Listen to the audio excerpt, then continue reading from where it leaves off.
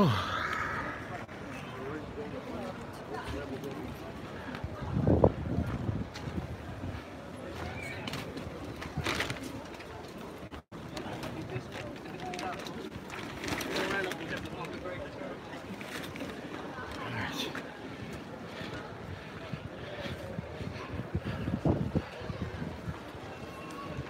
Right. And what are you doing? I am recruiting. Oh, right, for? I'm opening a new Molly's diner out the A420. All right. All right, 45 stars. Wow. Hi guys, the Swindon. Hi guys, the Swindon. We're outside the Metro Bank. We are crossed between, I think it was Canal Walk and Regent Street, I believe. Top shops there. If anyone is from Swindon and knows the area, and there's of course a flat earther, then yeah, come down and join us. So, hear people shouting comments, flat earth, or flat earth society, yeah. So, we've already had security come round, and they're not jobs worth, they can think for themselves, which is refreshing. We've got this guy here. He's got a really tall pole. What's at the top of that pole? He's done it. There you go. Doing surveillance for the police, more than likely. I know you're doing your this doesn't fall over. Yeah, yeah.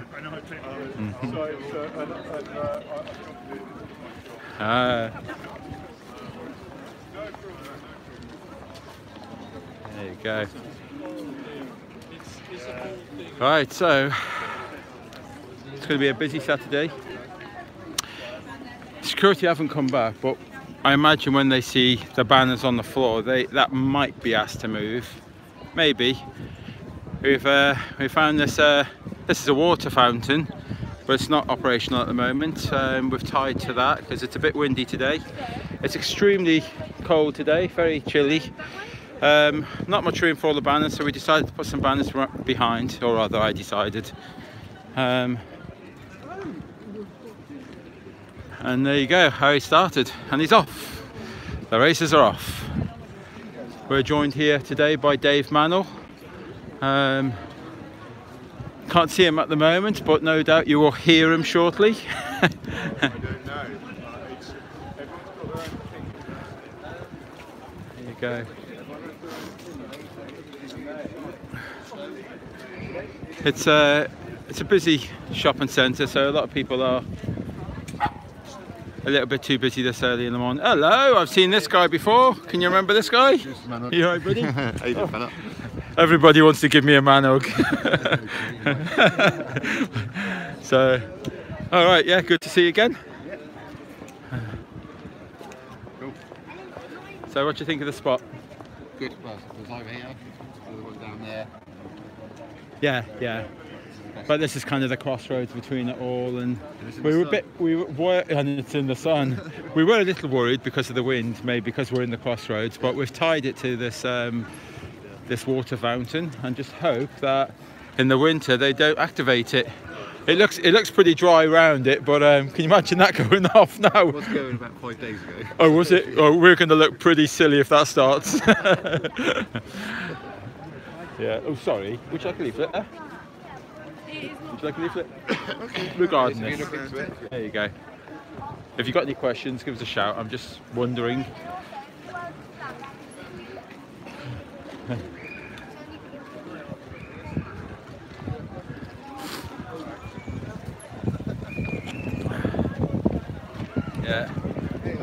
Yeah, we haven't heard of any restrictions today on leaflets or banners, so I mean security has been round and they seem okay. Yeah. That's probably important, isn't it? So. That's, well, this is the thing as well, isn't it? You know, like a centre like this, when you don't see buildings, then this could be private. You know, like, because we always look for old buildings on top of shops, and then you think, well, that's public, that's obvious. Yeah, it's a public area, quite right. But these jobs, some jobs worth security, they want to chase you on and say, no, no, this is private. Yeah. No. You'll hear him, or you just got to close your eyes and then soon you'll hear him. He just arrives. He's around somewhere. Yeah, right. Yeah, but this on this theories, you have everything working in agreement with the theory we have and the earth spins as a ball. Okay. You also have it that gravity, yes? Yes. So, based on this, we have flights, rubber subject, so why? So you can download that photograph. It's the same size circle, same size circumference. Can you see the problem with that? That's North America. Yeah. Does it look like a problem there? That's the photographs that you can download yourself. It's very strange, isn't it? Yeah. This here, now you know a little maths, you just said. Excellent. This is a Pythagorean theorem, spherical trigonometry, okay? 8 inches per squared mile, okay? I mean, you can take this, oh, you've got one, so you can take that away. 8 inches per squared mile, okay, is, sorry. All right, let me rephrase that. For every 1 mile, there should be an 8-inch per square mile drop.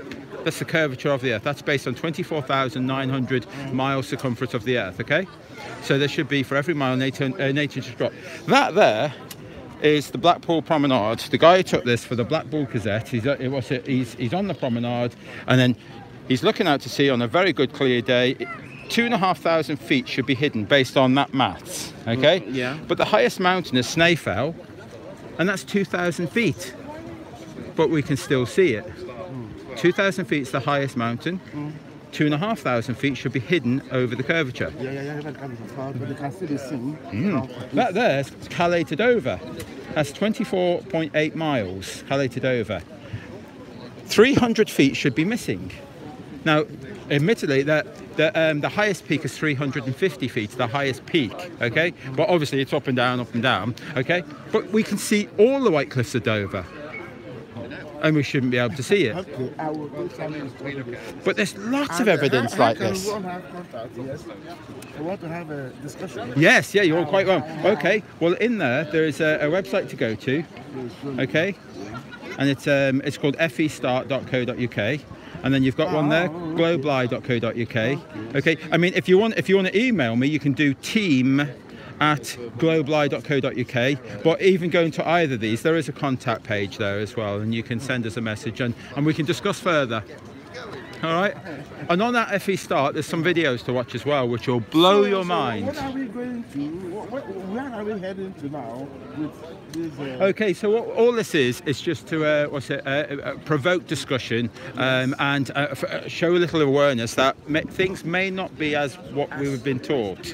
Okay, because like you with mathematics and all that, if you've got a son, daughter, and all that, chances are you're going to provide that information that you've learned and provide that on.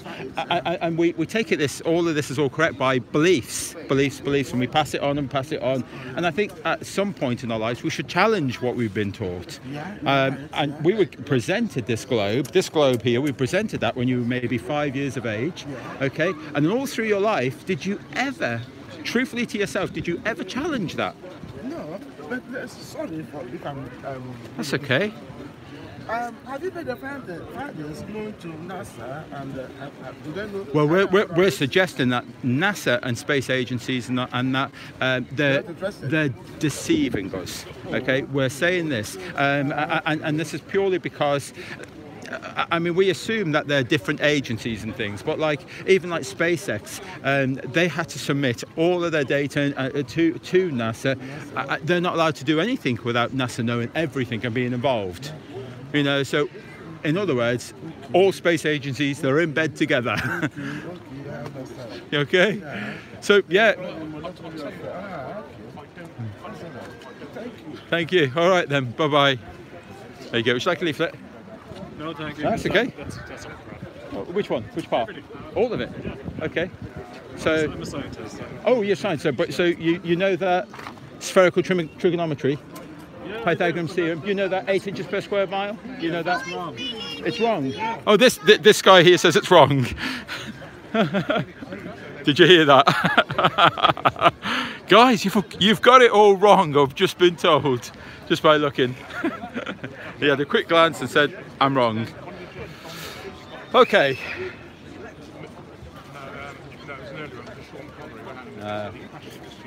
So even now. So Harry's still.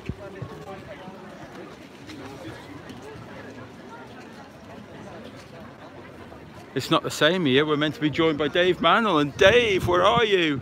It's so quiet, and we need cheering up with. Oh, there he is. Look, he's hiding there. You see him? I was going to say we need cheering up with some melodies. There you go.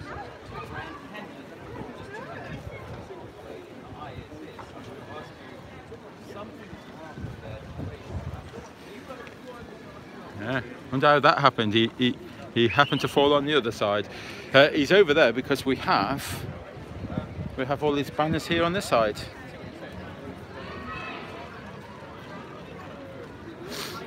Right. Let's see.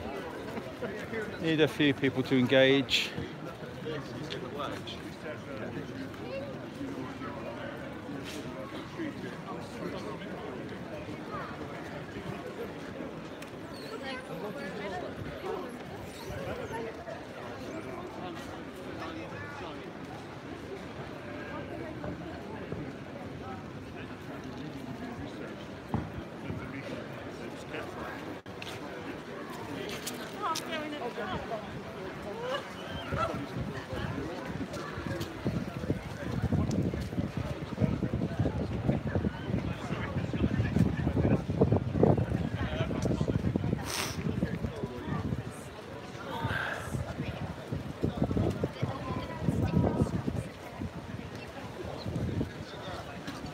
Oh well, let's hand a few leaflets out. Let's do that. Check a leaflet there. No. Check a leaflet there. No, you're right. There you go. Lots of people know where they are. Cool.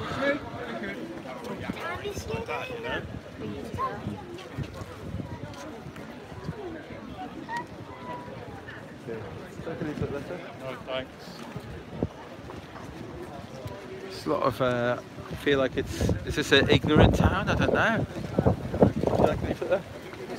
Everybody seems very going on about their own business and not interested. They probably have been swamped with people giving leaflets out, and I suppose they get fed up with it after a while. Wow, I can't give these leaflets away. What's going on? This is very strange. Would you like a leaflet there? No? I'll put it in your box. No, still a no. I'll have to check my face in a minute. Maybe I've got egg on my chin. I haven't. I'm a vegan, by the way. So, but there's a saying. Would you like a leaflet there? You're good, thank you very much. No, that's okay. What's going on? Would you like a leaflet? No? Wow. Right, you're gonna have to look at me. Something's wrong. What's going on? Have I got egg on my chin? Why can't I give a leaflet out? Let's have another go. Take a leaflet there, sir. You're fine. That's okay. Yep. Thumbs up. He's fine. Doesn't want a leaflet. What's going on? Can I give you a leaflet there? Thank you. Okay. Thank you. Wow. There you go. That's. Is that the first leaflet I've given away? So, would you like a leaflet there? Maybe it's just too cold and people don't want to take their hands out their pockets. It's like a leaflet there. What's this all about? This is all about where you think you may live, on a globe or flat Earth.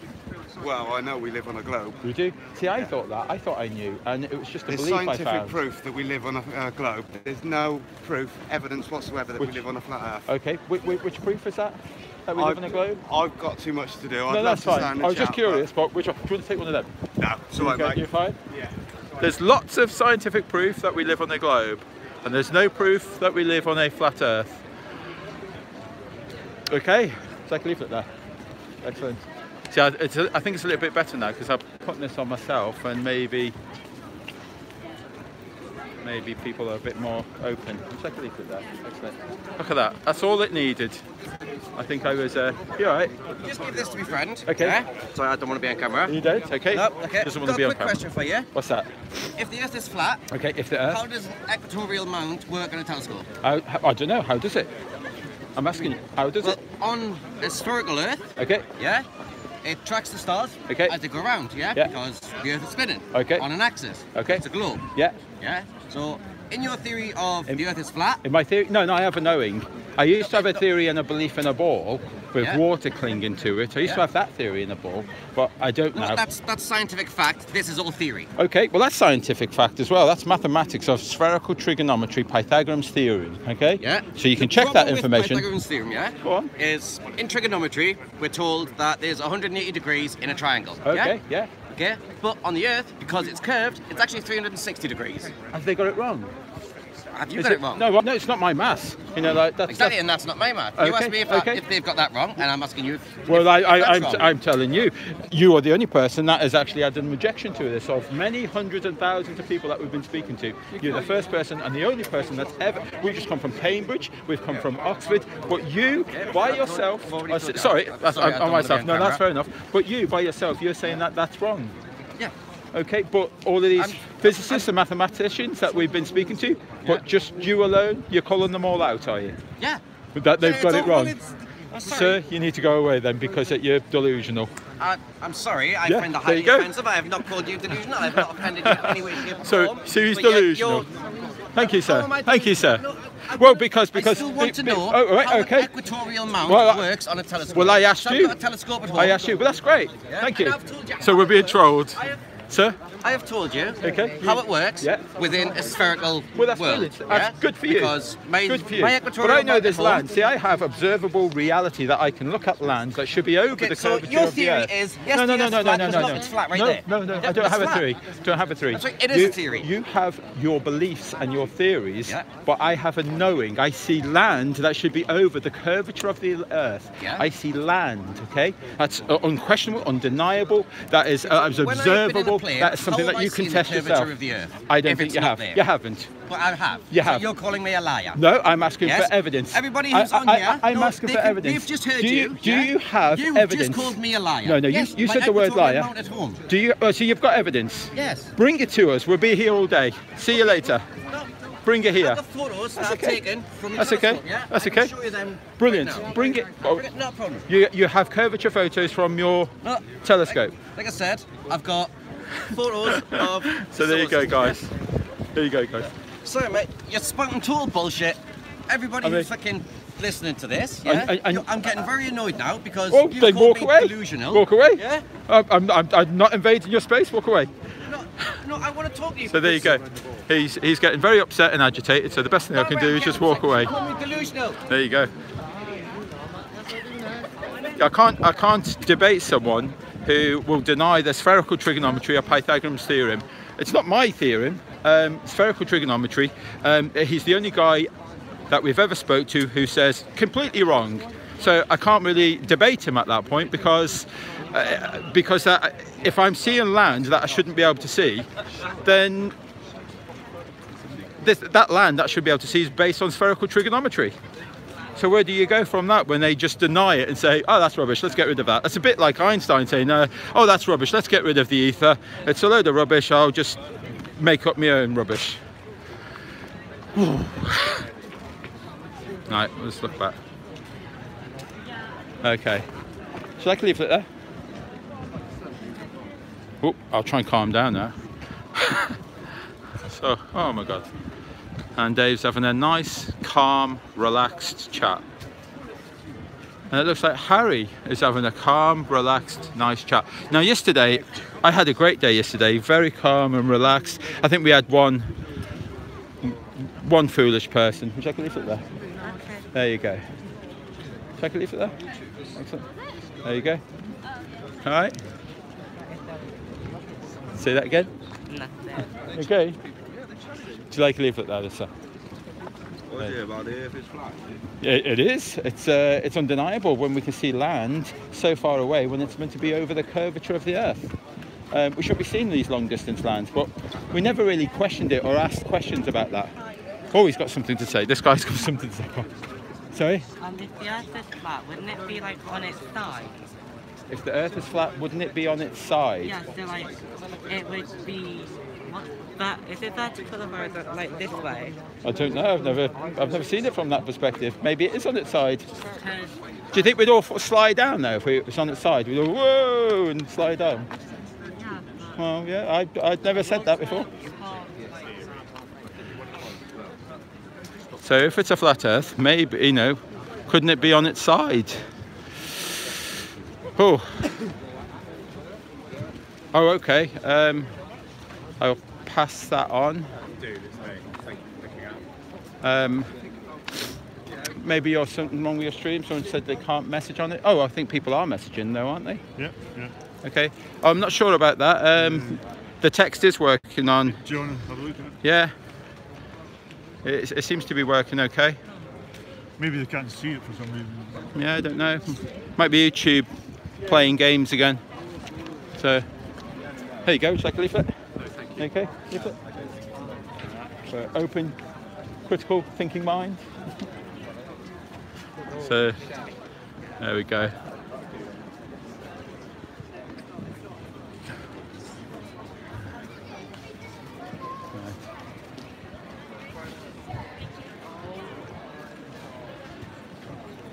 So if you just joined us, this is Swindon.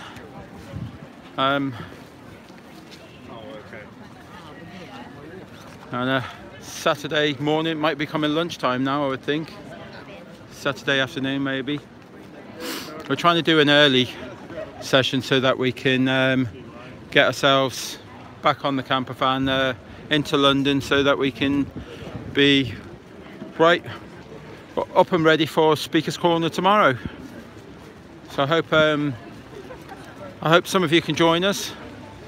Speaker's Corner will be, I'm hoping to be quite a big event if we can get enough of us together. Oh, there's one. Check a leaflet there, sir. There you go. People are starting to take my leaflet again. There you go. Check a leaflet there. No? Take a leaflet there? No. Oh, you've had one, haven't you? You got one, yeah.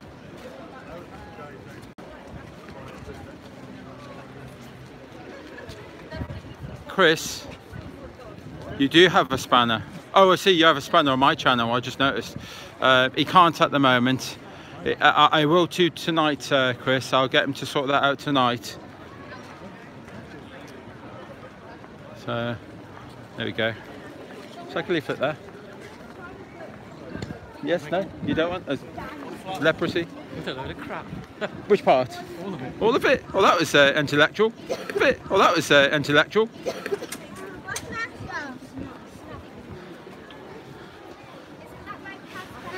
Oh, I think we should wrap up and go home. Apparently it's all a load of crap. Would you like a leaflet there? Yes, 100%, thank you. There you go. Say what? You need another one. Well done. Thank you. Excellent. There's a website in there to watch some videos and things. Excellent. Thank you. There you go. Excellent. Thank you very much. Right.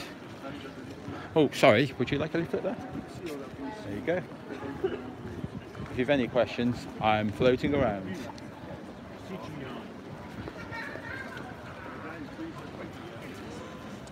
It's not the same. I can't hear Dave singing yet. There you go. Would you like a leaflet there? Cheers, lad. There you go.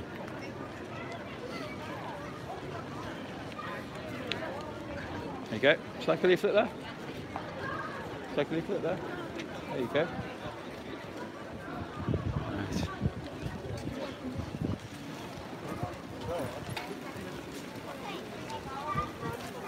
Well, let's see. Ooh. So what do you think? It's quite funny actually. Is it funny? Yeah, quite like it. Have you looked into like the spherical trigonometry? No, I'm a Pythagorean psychologist, theorem. not a physicist. Oh right, okay. Not really the logic behind all this. Lunacy? I wouldn't call you Lunatics. No, that's I would okay. say that you've kind of got very false logical arguments and You claim that people who believe in a globe fail to see the evidence. Well, I'd say exactly the opposite. Me too. I mean, I was 47 years of age, and I still fail to see the evidence. But once you start seeing land that you're not, once you start seeing land that you're not meant to see over the curvature. You mean now? I don't have a theory about it. I have a knowing. That's a knowing. That's land that you shouldn't be able to see it over the ball. Shouldn't be able to see. What do you mean? Well, that's what I'm saying. Okay. This is spherical trigonometry based on Pythagorean's theorem. Okay. Right. It says for every mile there should be an 8 inches per squared mile drop. Okay. Yeah. But okay. That's assuming that it's completely spherical and that you're not taking into account land masses and stuff like that.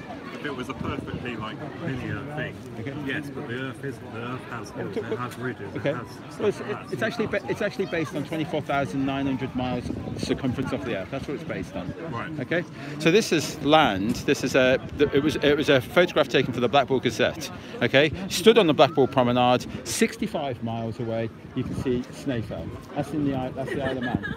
So 2,500 feet should be hidden over the curvature. The highest mountain, Snaefell, is 2,000 feet.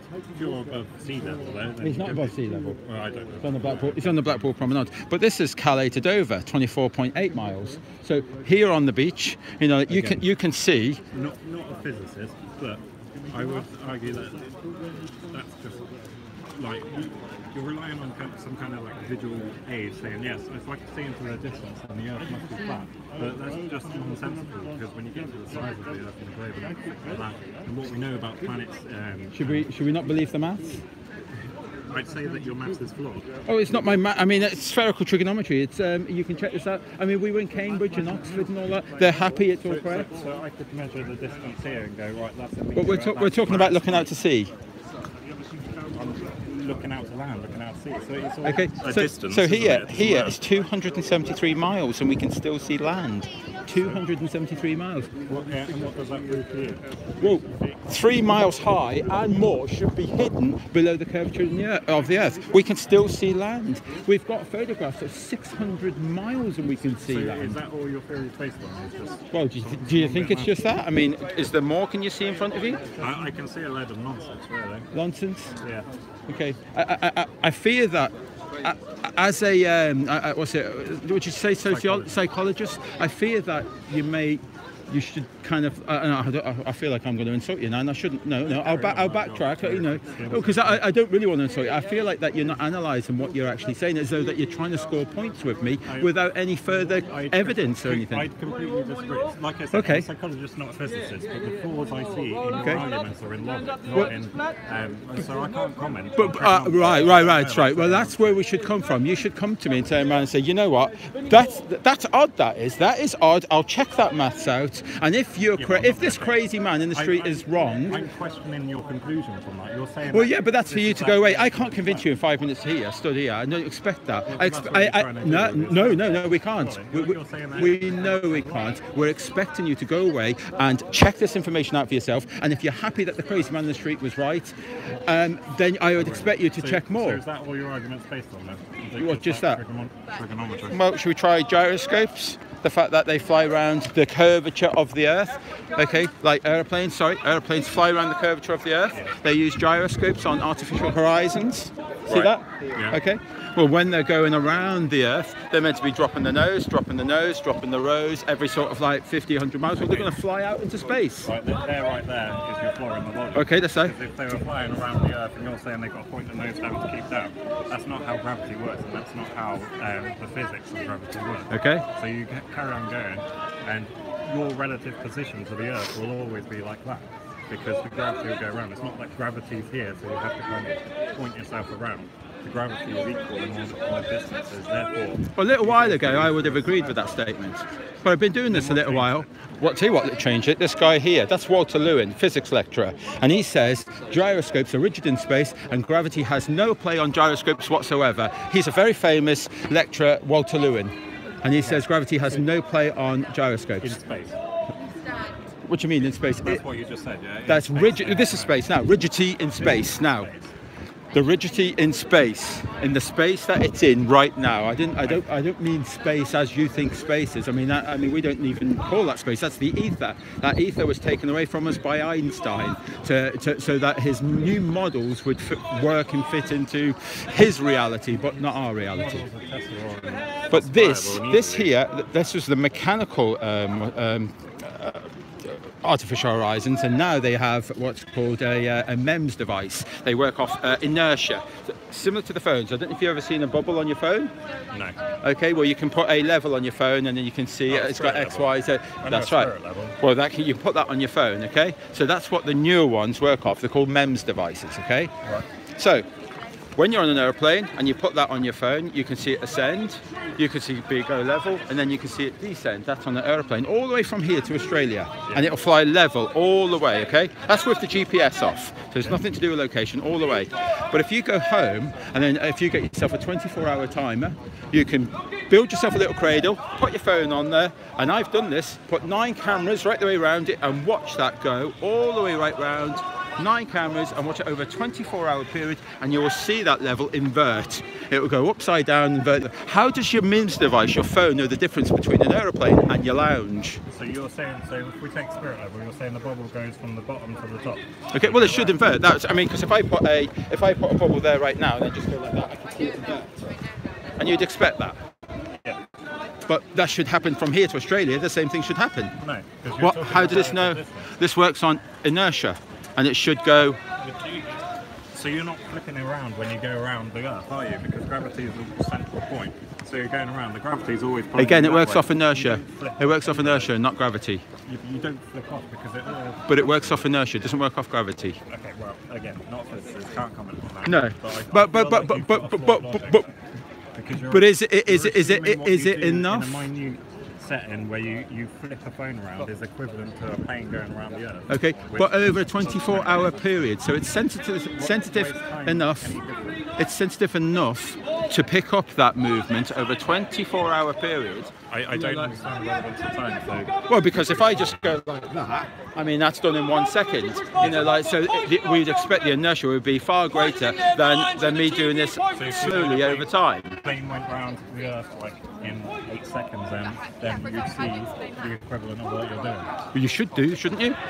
You should see that invert, should you? No. Really? It's gone upside down under the. You're failing. I'm failing. Has nothing to do with gravity. It's inertia. There's sphere here. That's up and that's down. That's not. It's all relative. It's all relative. Yeah. But how does the phone? Your phone doesn't know what relativity is. Relative doesn't know what that is. Yeah, but you're doing it in a fixed point. So you're going around the Earth with a fixed point, whereas a plane's going around the Earth. With Are you trying to score points? No. It sounds like because I think that complete flaws in your logic. Really, but I don't think so. I think you're arguing there's an up and a down for the Earth, but there's not. There's a core. And then this works off inertia. Okay, so when you go away, you should say to me, which you just did, you should say, I don't really know enough about that, but that's interesting. I'll go away and think about that. I've seen that you. But you wanna throw in extra points that you've got no evidence to support. You're accusing me of attacking. I'm saying that you've just assumed that there's a top point of the Earth and a bottom point of the Earth, which isn't the case. No, well, yeah, okay. So you dismiss that? I don't see how that's a bearing.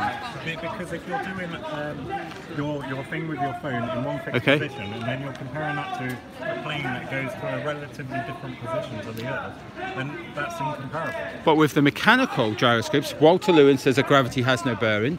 And a MEMS device has no bearing on gravity, it works off inertia, and you're just totally discounting that. I'm discounting your argument that there's an up and a down of the Earth, and you've not taken that into consideration.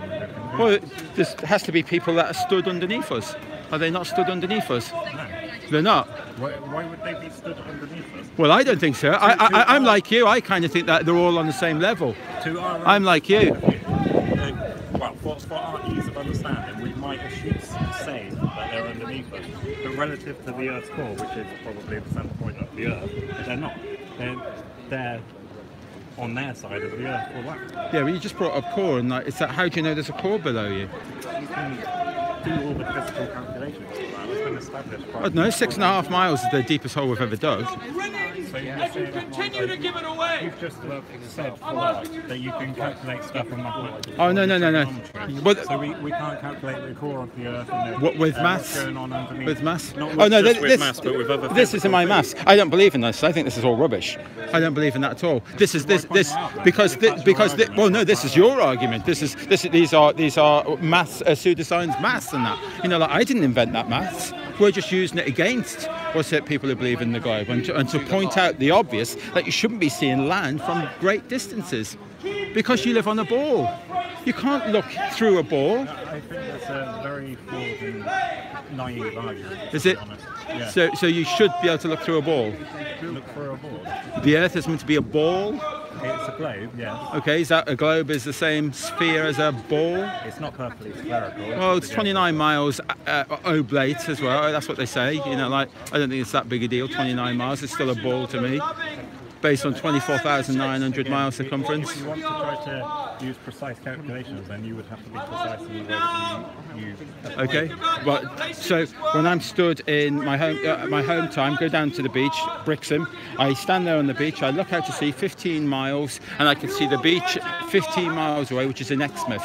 I can see that beach, but it's meant to be 40 feet below the curvature. But I can see it. What's going on there? Right, again, I'm not a physicist, so I can't calculate that. But the trusted physicists do say that should be okay. It's not just one person saying, "Oh yeah, the Earth is a globe." It will be like pretty much all physicists with a credible background in physics that would say that. So I trust them as I would expect them to trust me when I talk about my. So it's a belief system. You just got to believe people. It's not a belief system. So it's first-hand knowledge. I could go and test that, and so could any other physicist. But I'm not going to go and test that because I do my own stuff.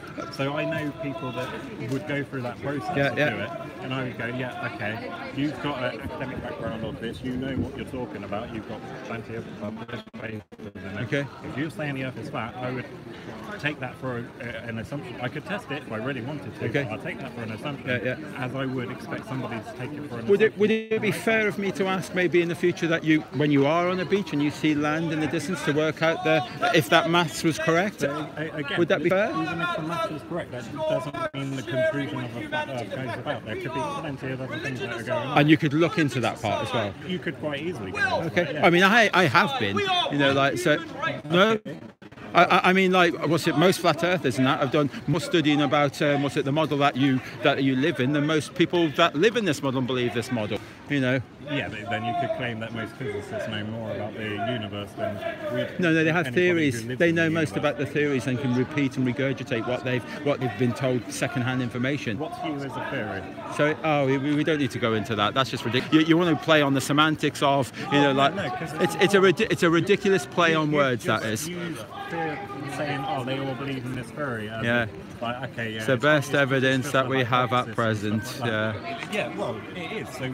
It's ridiculous, and so that guy in the red jacket, he says that lamppost made of jelly, and what's the best theory we've got? So this woman comes to him and goes, "Oh yeah, I tested it as well. It's like made of jelly." Another person comes along and say, "Oh no, it's kind of blancmange and all that. Oh, we've got a better theory now," and just keep going on and on and on. That's just rubbish. It's a play on words. Semantics. Yeah, but what I'm saying is that, you know, like things like the theory of gravity, for instance, the theory of gravity, 2018, still not proven today. That's such a little. Right. Okay, right. Proven is the semantics of it.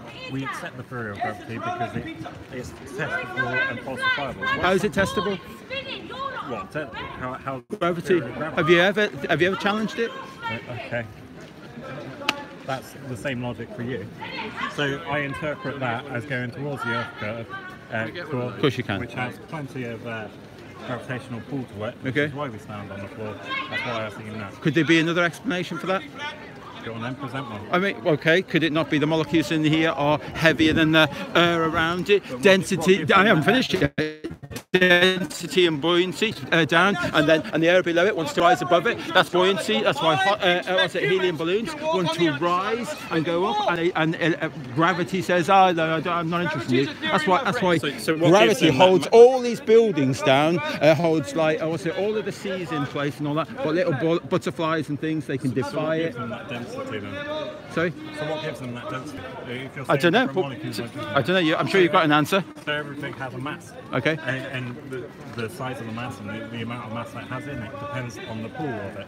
So if you've got pull. very little mass, About how can we test this pull? That's something pulling something down. so you Where does can that come get from? different molecules with different mass, and you can see that they have. You can see. different bits of it. You can see. Just like your mathematical theorem, you Okay. can calculate everything like that. Okay. So and we can see this magical Harry Potter wizardry force of something pulling everything down. So We can see when that. you say see, I assuming that you're talking about Okay. visual. See that? So when Well, you no, say no, no. see, I'm asking. You know, like what? We This interpret is like, evidence through our but it's calculations magic, of- isn't it? No, it's not. Okay. Okay, yeah.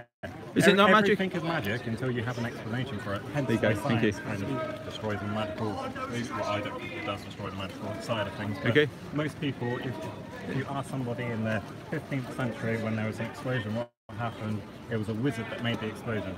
Now we know that these particles come together and create combustion, and Okay. hence an explosion. How can we prove that something is pulling us down right now? Something is pulling us to the floor. So- Like two masses are being attracted. You're a mass, that's a bigger mass, and it's attracting you. So in all intents and purposes, you're being pulled to the floor. Yeah. Okay. So how do we prove that? How does science prove that? Again, not a physicist, so I can't take you into the ins and outs of how they do the Well, they experiments. can't either. They say that they haven't got a clue what that does. Because at what part? Is it the core itself? Are you a magnet? Is it the core that's pulling you? Is it the mass? Is it what's it? The land is maybe should be pulling you sideways. What's pulling you right down right now? To my understanding, it's the density of the mass that goes down towards, like, the bigger the mass, the more the gravitational pull. Okay. Therefore, because the Earth is a big mass, we pull towards it because of our relative gravity. Okay. Is less. That's to my knowledge. I'm not a physicist. And a I'm balloon? psychologist. A balloon filled with helium? Again, not a physicist, but as far as I understand, the relative mass is very weak. Therefore, the hold on that helium is very much less. See, I hear this, and I feel it's another play on words. You know, like the relative mass is weak. It holds these massive buildings, oil tankers, and everything here. It holds everything down. But it'll let a little balloon go. I mean, like, is it strong or not? So to you, it has to be absolute. It's one rule for one rule for the other. Well, it seems very choosy. What, saying something is relative to something else? Well, I just think that you know, like, sorry. I believe you. Good, excellent. I just think that it seems nonsense to me. My own critical thinking says that that's pretty heavy, that building, and a little balloon flies up and you're saying, it's weak, you know, like, and that's why it's letting that one go. But, What? I know, but I just... sorry, you've completely lost me. Have I? You're saying that the building's heavy, therefore it stays on the floor. Okay. The balloon's weak, therefore it goes up. I'm saying the relative mass of the building is more than the balloon, therefore the balloon is not attracted to the Okay, floor. So, so- we're arguing the same thing. so it's gravity. choosy. You said it's magic. It's density and buoyancy, nothing more than density and buoyancy. That adequately explains exactly what you perceive as gravity, and yet you can't prove exactly what gravity is. But what I say actually makes the simplest sense. Not at all. Does it not? You've kind of gone, okay, I can see this happens and I can see that happens, therefore... Testable, it's observable. So it's all the stuff Okay, that they- so you can prove that Again, something right now. I'm not a physicist, I don't know This how guy they do the here, experiments that's on Henry Cavendish. Okay, there's your testable proof that you can I'm test pretty gravity. Sure that's been rubbish now. It is rubbish now. No, his theory of looking through the boat, I thought that's what you were going to say. No.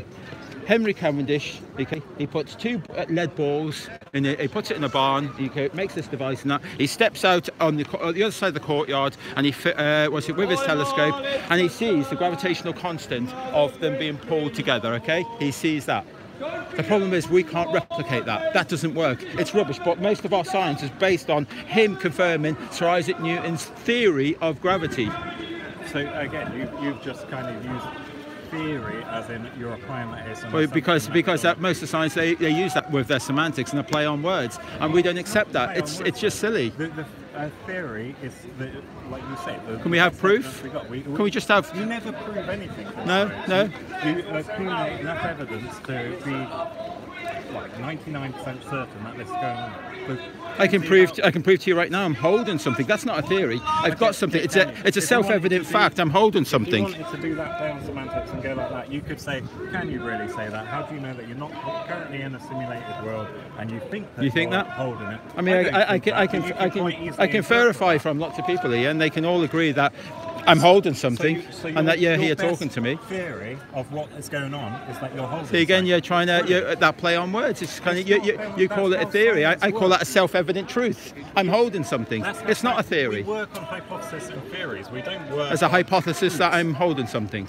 No, it's a theory that you're holding. It's a theory that I'm holding. Your hypothesis would be something that you test and then you observe, and then you build your theory around it. Again, I fear that you're scoring points again. I'm not scoring. I fear that your basic scientific knowledge, which you're trying to use to apply to this, is lacking the understanding of the scientific process. Well, no, I don't agree with the scientific process. I don't agree that you should call that a theory. That's nonsense. I'm here, I'm talking to you. It's a self-evident fact. It's not a theory. I'm holding something. That's a self-evident fact. It's not a theory. Again, I think you've got to get your idea around what theory actually is. Well, I've been told it.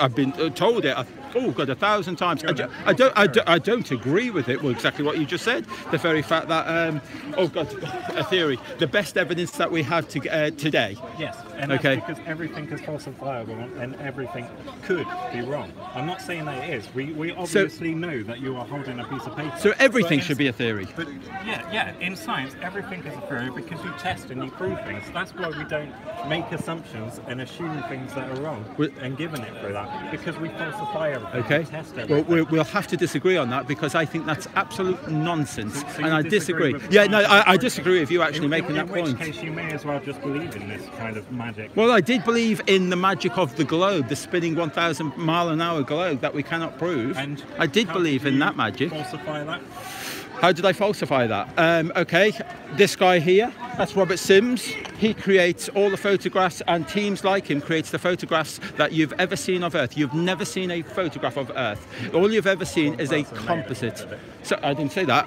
And teams like him, this is Robert Sims. You can go onto NASA's website. He works for NASA. He's a data visualizer. They take photographs from high altitude photographs from aerographical photographs. They stitch them all together. They're called composites. When they join them all together, they get a 3D model of this, and then they kind of like stretch all of this over that 3D model, and they add layering of clouds and things.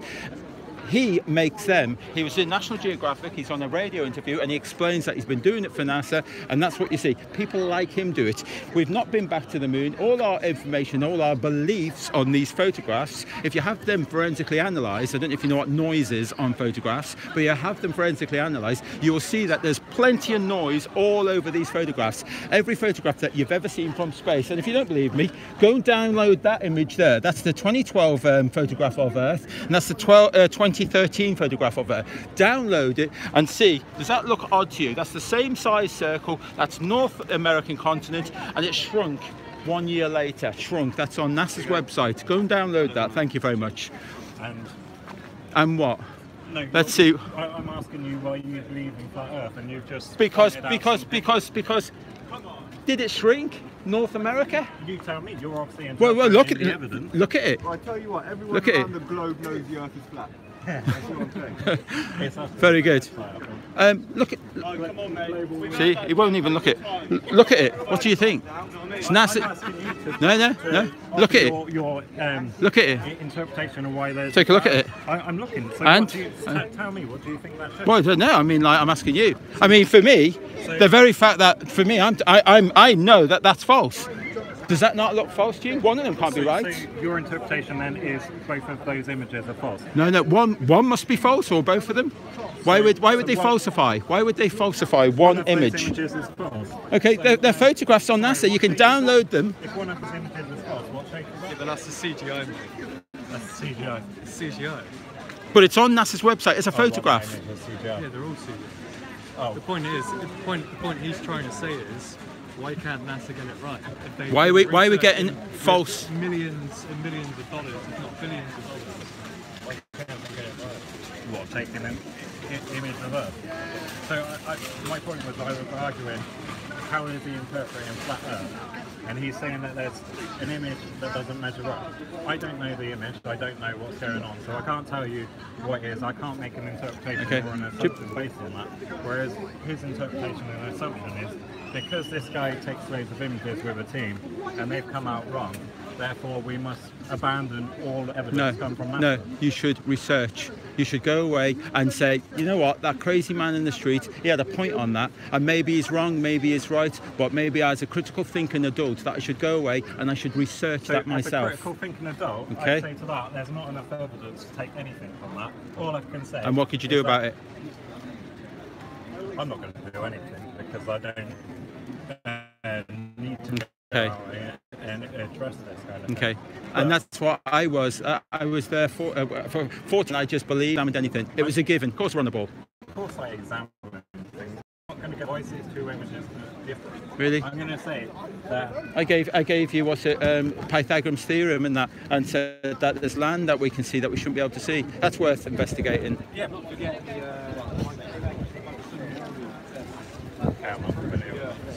This guy, Michelson Morley, Aries failure, Stagnats, okay. Peer-reviewed, scientific. Morley test. This is legitimate science. It's done a couple of times. Yeah. Good morning, friends. Is there anybody who has a question for me? I'm here telling you today that the Earth cannot be a spinning ball. The science that proves that Earth is moving. So they build on the And you know that the dynamics of water is that it will always find its own level.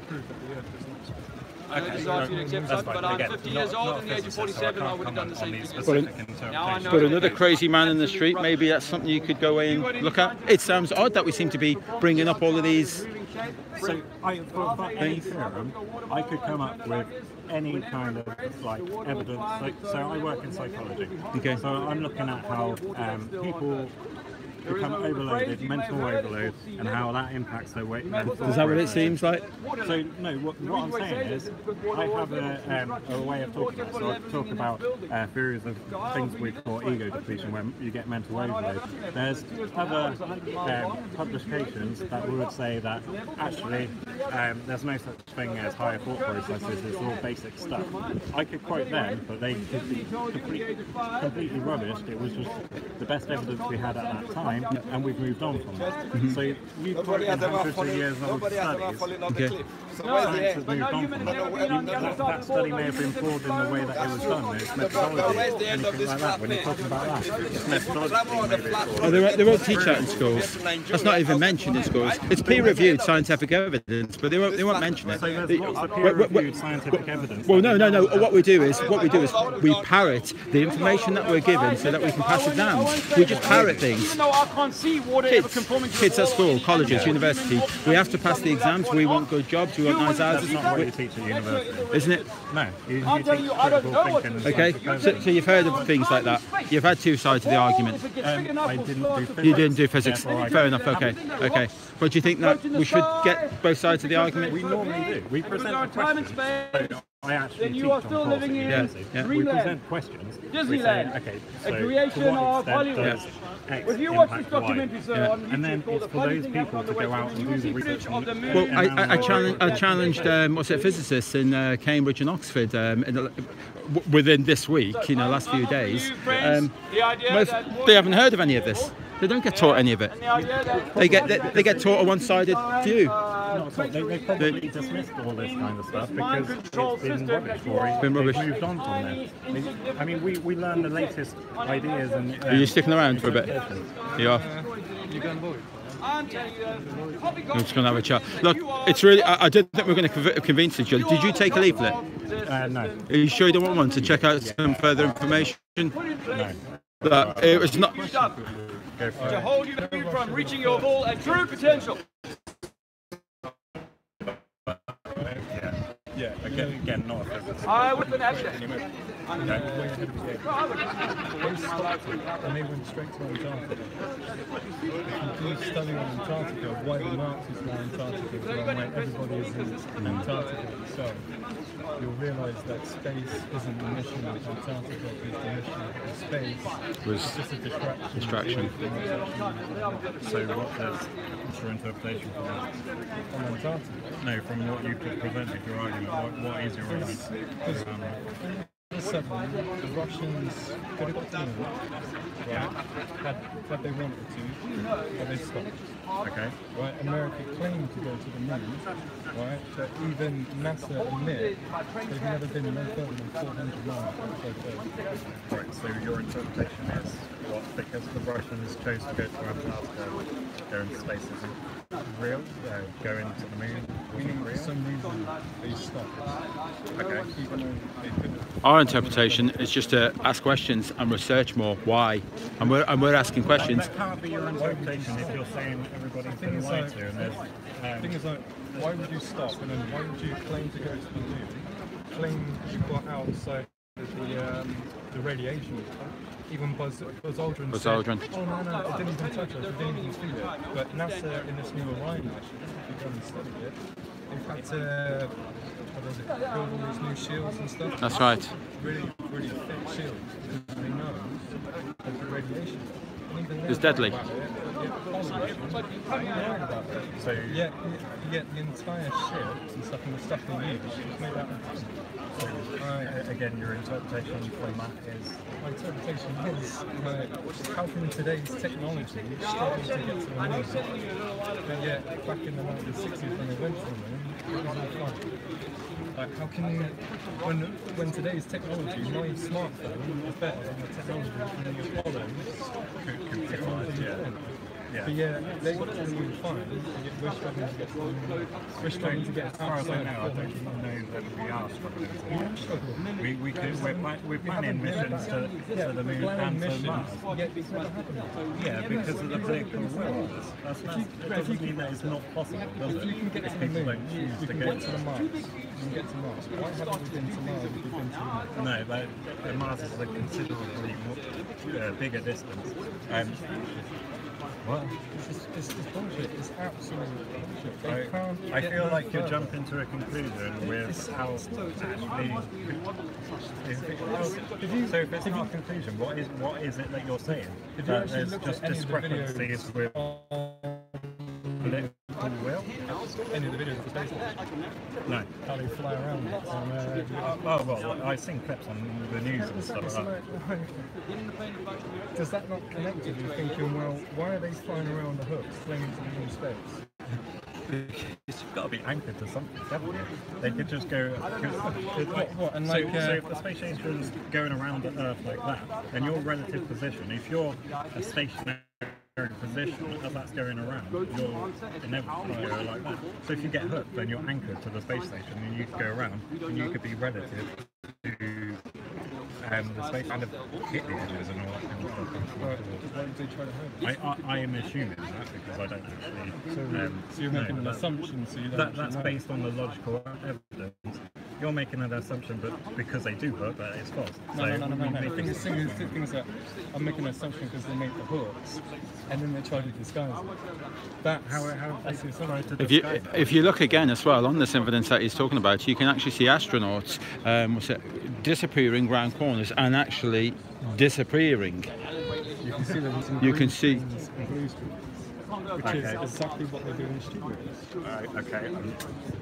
But you see, we've done so much research on this, and it's only because that you maybe not have looked into it. Sorry? On Google. On Google. Where have you done your research? Well, we've seen countless and countless of hours worth of video footage from the ISS. We've seen lots of this footage, and as I say, we've got green screens, we've got glitching in and out. We've got things that magically appear in people's hands. Like we've got lots of VR and CGI, like going on there. Okay, I feel like you are. Feel. jump into considerable conclusions. Or when a man actually disappears in front of me, I kind of think, you know, what I'm watching, and it's the International Space Station live and that, and you kind of think, well, hang on, is he really in space? He just disappeared in front of me. He evaporated. Again, I haven't seen the video, so I can't comment. Well, I feel like... Okay, so you accused me earlier of playing on semantics. I'm saying I feel this because I can't obviously claim to it because I haven't seen the videos. Okay. So I feel like your logical argument is completely... But I just think that the crazy people in the street, I just think that you need to say, you know what, guys, thank you very much for this discussion. I'm going to go away and I'm going to look into this because these guys have created some really good, points. Have we not? No? So guys, what's it, International Space Station astronauts and all that disappearing in front of our eyes and all that? Again, haven't looked at the videos. No, but if you did, and you're seeing that, would that raise questions for you? It would more raise questions of, okay, what's going on with the video, not, okay, they must not be in space. And things appearing, I mean, like, astronaut there, she's there, and she goes to grab something that's not there, and then all of a sudden it just appears in front of her, and then she grabs it. And there's another guy there. Playing videos of space as well is not maybe NASA thingy in that the world is not round. It's just they may be falsifying stuff. You know, they really are falsifying. I mean, we're just putting the jigsaw pieces together, and. But part of that just could be thinking that they're just falsifying. NASA maybe making false videos to claim that they're better, that they've done this, that they've done that. Doesn't mean the world is flat or round. No. But on that point, you can't argue that as any point towards flat or round. But we're putting all the pieces together. What means gravitational pull on the ocean? Right? You know, the tides. What does this? You know. Yeah, but that's right. But there's large bodies of water like the Dead Sea, Caspian Sea, and stuff like that. Large, big bodies of water, and they're not affected. There's no tides whatsoever. So, thank you very much for talking. Peace. Dear.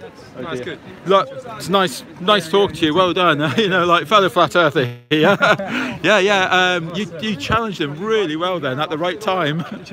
Yeah. I kind of like, I got a little bit fed up with him. People on this live stream, they were kind of turn around and say, oh my God, you know, like he's a trolley. He's kind of like, he just wanted to score points. Yeah. You know, like, and it doesn't matter what I say. We talked about land that we shouldn't be able to see. We talked about photographs, and like that photograph down there, you know, like was totally in denial.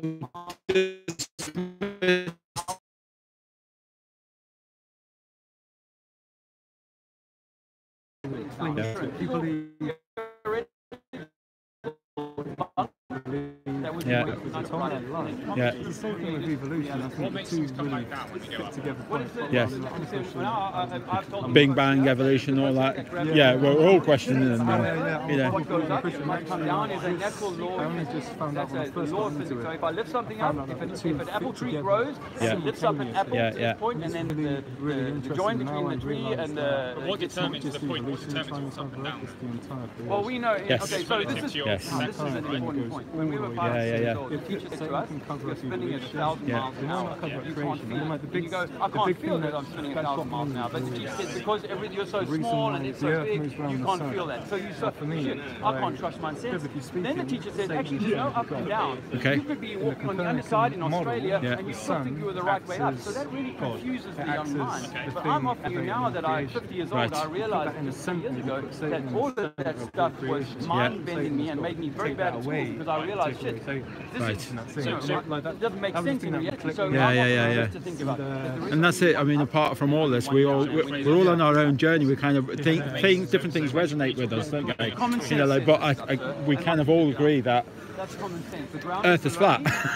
We agree now, you know, like, because it's undeniable. I don't know, you're making me feel as though we're moving. You're moving around like that. I was just wondering. But yeah, so you live here? Yeah, I live in Swindon. Have you been watching the tour? Did you know we were doing the tour? Allow me. That's even bigger surprise, isn't it? When you go, oh wow, around the corner, look at these guys. You know, is it a pleasant surprise for you? There is a spinning, rotating iron molten core. creating a gravitational. I have. He's spot on, isn't he? Yeah. I have. Yeah. 8 miles down. How can we possibly Yeah. go 4,000 miles beneath that? See, the thing is, I've always been an agnostic all my life and that. And people talk about, you know, like religion, they talk about God, they talk about, and it's people like Rob Skiba that's kind of like helping me, you know, like, because I want to understand, you know, but it's got to be one of the most difficult subjects ever, that, you know. Because people have been agree on as well. It's possible. The spinning globe model puts either side. So your suggestion yes. You get to the end of the position there. You have no idea. No, I'm not suggesting that. So let's not get too far bogged down on my theories of how the world works. But I don't know. I know that we're not allowed to travel infinitely far. There's a thing called the Antarctic Treaty that stops us from traveling, which is why apparently humans have never been under the ball. We've never flown under the ball. And when you ask me why doesn't something fall off the edge, well, I say that if it is a water world and it's 70% water, then it must have some kind of containment. We know that water would actually flow off any edge, right? We know that. Okay. We know that. So why wouldn't water fall off a ball? Gravity is what you want to say to me. Water won't fall off a ball because of what gravity? I don't know. I'd say water has to be contained. So I assume there's an edge, but I'm not allowed to go there. I assume there could be an infinite plane. I don't know. And please don't get lost in, oh, the flat earth is saying this. No, we're saying that water doesn't conform to the outside in any shape, certainly not a spinning ball. And once you are exploring quite a lot there, aren't you? Yeah, that's brilliant. Yeah, so we're doing a UK tour. Turn it onto its We're side. going, we started in like Taunton, we headed down to Cornwall, they've been over to Ireland and Scotland and coming right back down. We're heading our way, we're going to London tomorrow, Speaker's Corner, and then we're off heading over to Wales. Well, yeah, so we've done it quite a few times, you know, like, so there's a big group of us. Have you heard of John Smith Globeli? Okay, well, he's online, that's John Smith Globeli there. His name's actually Harry, you know, like, so he's online, and that, you do want to check us out, and you'll be able to see videos from myself and from Harry and all that. Let me give you that leaflet. Oh, you got one? Well, it's got a website in there, and you can see some links. John Smith Globeli's link in there, and Jason of the Disbury channels in there. And your name was? My name is David. David. I wanted you to say that because every time that people say the name and all that, it's gone again, you know, because I meet too many people. But it's lovely to meet you here today, David. Well, look, another thing I think people struggle to answer is a very simple question. Why is the sky blue? Why is that? Why is the sky blue? I've heard this one before. Why is the sky always? Go on. Because of water. So are we suggesting that you kind of believe in the dome and water above and all that? I mean, makes perfect sense. Right, if we assume that there's some sort of ether up there, and the ether may be the water, as we're saying, and basically possible. All kind of melds into one. So if you think like water is the highest source of energy. So what is the thing like water is like the highest source of energy. Okay. It is like the biggest source of energy. Yeah. In terms of things being electrical, magnetism stuff has to feed off something, water. Right. Getcha. Especially considering that we're. So you believe in the kind of the electromagnetic universe sort of thing, and magnetism. Not quite such, but I think. Have you looked into it all of that side? Yeah. Okay. Because Chuck Misler. Okay. If you ever see Chuck Misler, he's a good, very, very good Bible teacher. He believed in the digital universe. All right. Theory. Yeah. I kind of describe to you, but I don't in the same sense. Well, because these are our theories and all that, you know, like, so we've got to have a lot of belief in things and that.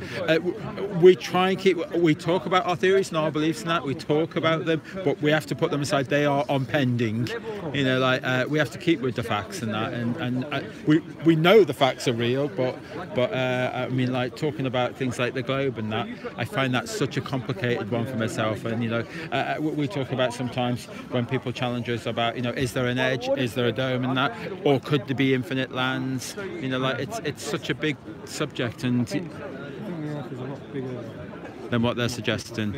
And Antarctica is a really mystical thing. Yeah. It's really interesting, especially with the whole study of Admiral Byrd. Yes. He went to Antarctica. Yeah. Especially as he went down with an army fleet. Yeah. Not with an actual adventure fleet. Actually with an army fleet. Yeah. And then obviously they all got shot down by the Nazis. Yeah. Flying machines. Yeah. So you've been watching all this, and the alarm bells have been going off, and you've. everything begins to fit together. Also, it does. Documentary the other day called Hollow Earth as well. Okay, I've not done any of the Hollow Earth or Concave Earth. I've not done any of them.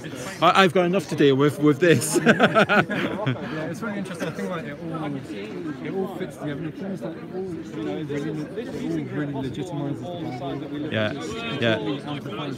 It does. You would think that anyone who's into religion would look into this, and you know, like they don't. Things like Christians, even like big Christians as well, big researchers and that, they refuse to admit it. It's just like, how can you refuse to admit what's right in front of your face, what the Bible is actually telling you? It tells you that the earth was created before the sun and the moon. Yes. Because of that, now people will bring me reflection and say, actually it's because I can see the curve, John. No, that's reflecting.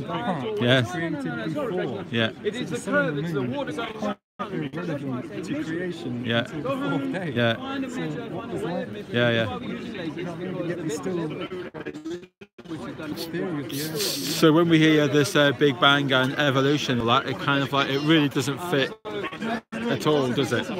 It seems so nonsensical. The thing is, like, especially when the sun and the moon we create the separate lights, and the stars we create the separate lights. So now we're beginning to find out that the sun and the moon are individual lights. They're lights. That's it. For me personally, I think they're. And do you think you were talking about the Russian one? Do you think that's what they discovered, that the moon is a light? You know, so we can't do anything, we can't go any further. But America said, oh no, we'll just give them a video. We'll give them a show. Well, I personally think that the Russians realised that they couldn't get there even if they tried. Right. It's impossible. I think it is just impossible. Yeah. It's impossible for a reason. Yeah. Obviously, there's still so much that obviously I haven't personally figured out. Like stars, the luminaries, you know, like the luminaries, which again I would actually incline to. So I think it probably fits better, especially as everything is so conformed. And they kind of like we've seen them experiments like frequencies and these dancing sound waves and things, and it all makes sense, you know, like just orchestrate. And then when you're saying that there could be, you know, the ether maybe me saying ether, but water above, and then we've seen experiments in water, you know, with the lights and sound. Exactly. It's funny. I think it's like a passage something. You get a video that had the stars and stuff, and then from the sounds and stuff, and then you put it all together with just some worship music, and it just like the whole thing is beautiful. I think I've seen that one. I've seen it. It's quite incredible. It really takes your breath back. Yeah. Again, like it's the elites trying to cover up God, and that's just basically what it is for me. That's basically what it is. And like, well, I think that's why I'm not denying that. I'm investigating that, and I'm researching, and kind of like, and hopefully I'll feel something. I'll have some sort of faith or some sort of revelation. But at the moment, I'm so not there at the moment. But but I have to be open-minded.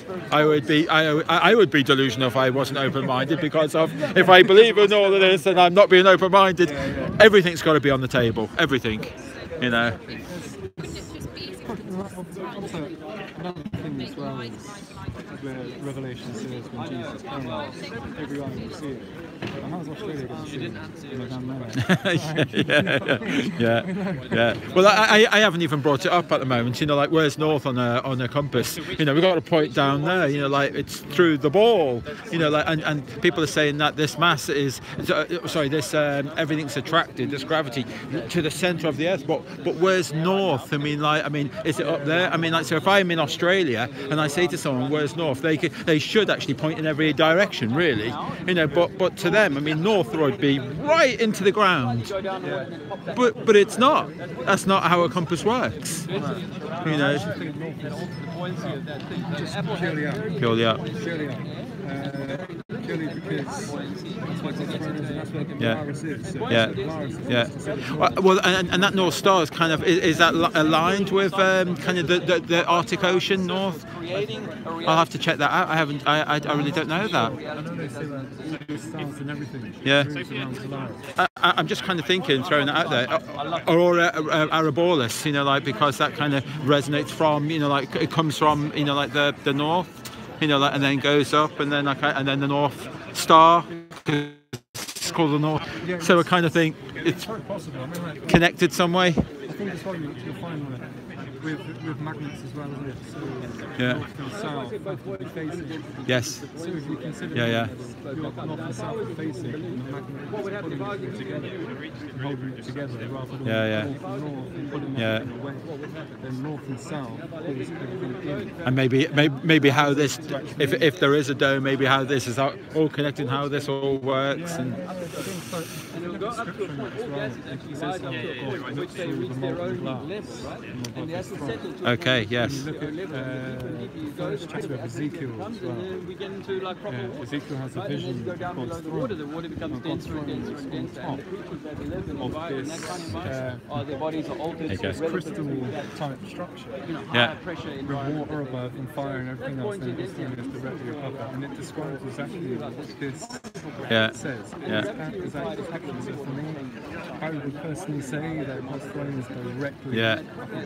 Yeah. Directly above. But it'd be humongous. Yeah. I mean, I think it's so beyond your comprehension. I think science constantly tries to claim, and I know they say that science doesn't claim that they have the answers, but they do. Yeah. They do. Maybe not on the lower levels, but the primary science claims they have the answers. Yeah. They don't. They just want to close your mind and dumb you down, and that's what they want to do. Don't think for yourself. You know. Well, no, I mean, I don't see it. Even though evolution has been debunked so many times. Even by secularists. Well, I had some the evolution thing. I was speaking to some in, I think it was Cambridge, and I'll have to check it out for myself. They said that there's a specific lizard that they took and put it on another island, and then that we've got evidence and we've witnessed this lizard transform into another lizard. Really? I mean, that's too hard to believe. But can it not just be they found another species of lizard? You know, could they be not just a simplified explanation? Things adapt from climate to others. Yeah. I mean, like, there's probably some a little bit controversial here, but it's a bit like transgender. Okay, yeah. Very controversial. Right. But they claim that you're born. Okay. Yeah. So if evolution is true, if this is a true claim, then naturally you were supposed to kill the woman from birth. Surely, naturally, you would begin to evolve without having to go through surgery. Yes. Okay. You don't have to force the surgery because if evolution is true to itself, right, the constructs and the physiology of it and the biology of it, then surely you would automatically begin to change naturally without having to do any surgery. Any other hormonal stuff or anything like that. That would be a natural over the last few hundred years. So again, like that for me, it's a standpoint. I don't know what some people say it's the Yeah, it makes sense, but I'm going to go away and think about that one. That's a deep, but it makes sense that. Biologically, we are who we are. Right. You're a man, I'm a man, she's a female. Yeah. You can't change that. That's it. Change it because of the DNA structures and the coding is so complex. Yeah. And the coding that we've even found and discovered has to come from an external source. Right. That external source has to be some kind of intelligent design from outside of our space and time. So aliens, person myself, live because aliens keep going through. And again, like what and so forth and so forth. It doesn't make any sense. Yeah. It has to be something else. It has to be something that always was. For me personally, as a Christian, that's brilliant. How long have you been kind of researching all of this and? Funny enough, and thinking the way that you're thinking now. How long? I came to it in 2010. I looked out the window and I thought, it's possible, and I didn't really think any more about it. Okay. 2012, I started looking into it again, and I was like, maybe there's something in this. A bit more that God wants me to know.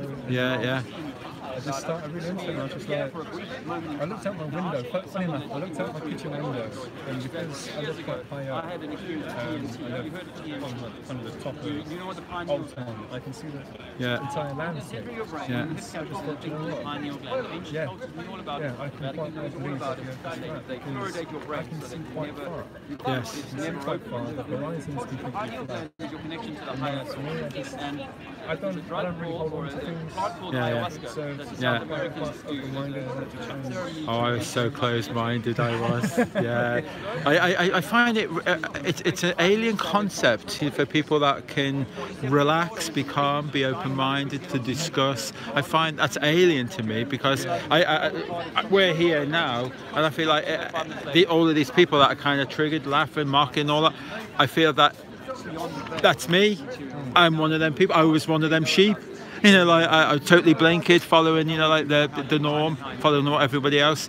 I'm lucky. I feel like I discovered this on my own time, in my own way, at home, and you know, stumbled across it myself, and had my own space without fear of looking over my shoulder, who's going to ridicule me and that. But here I look about, and you can see these expressions, these faces, and you know, like it's kind of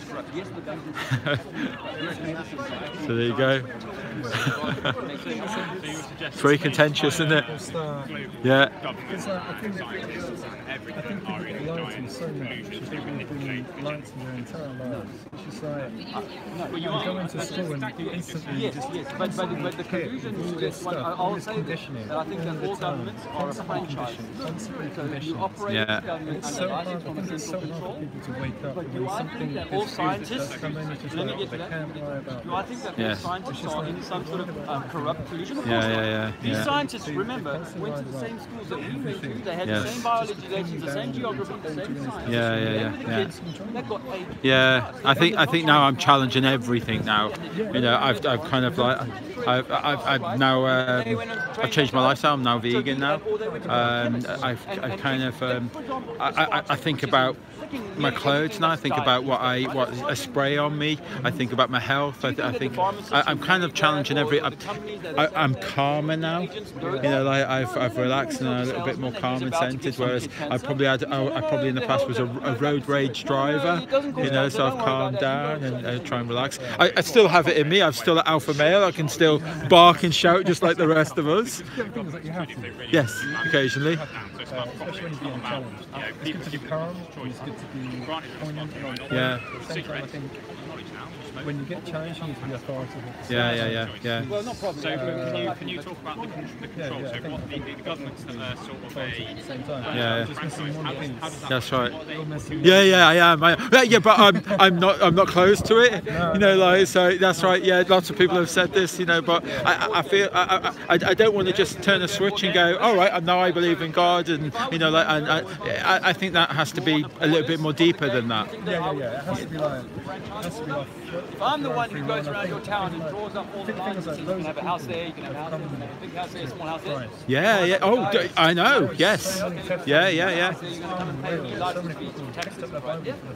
So the British, remember, drew the lines in North America and North Africa. They created. I'm literally only about a year and a half, maybe 2 years, year and a half, 2 years into flat Earth now. You know, like, so I feel as though when I hear other people's stories, I'm still a baby. You know, like, so I'm still learning. There's a long way to go. I could not go to Ghana or Kenya to take them over unless I had a few Kenyans to come and work with me. But the Kenyans will back me up. The moon. But if I had a few Kenyans who would Do you stare at it and wonder in amazement? they would be the ones that I would sell the franchise to and say, yes, for $1 million a year, or if you do what I say when I say, you can run Kenya. Why? It's funny that, because lots of other people do figure exactly the same way. You know. Palestine was going to get given to the Palestinians and they gave it away to the Israelis. I stare at that moon and I'm mesmerised, and I feel like that I can fly to it. Actually fly to it. It's there, and you know that you've heard of the P900s, obviously, and the fact that we're consuming, we can see these. It's there. It's within reach. 238, yeah. 34 minutes. When you look at it, when it's big, it's like, really?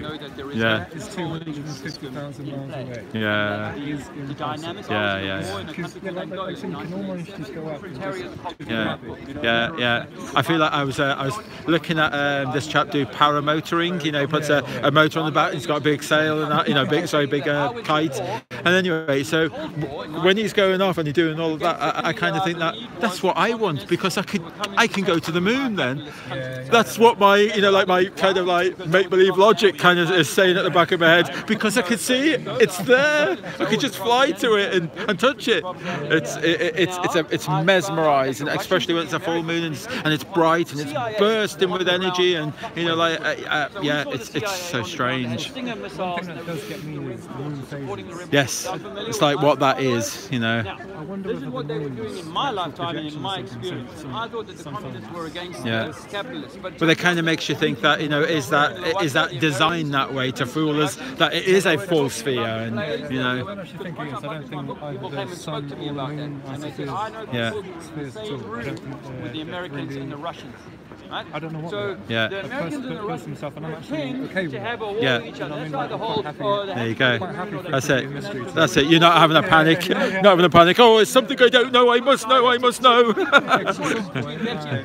Actually, they're still the same poison. Yeah. They're still owned by the same. Yeah. And the same is true with the system of there you go. In this country, we have it's amazing. It really is amazing. To us by the royals. Remember the first Conservative Party started by given to us by.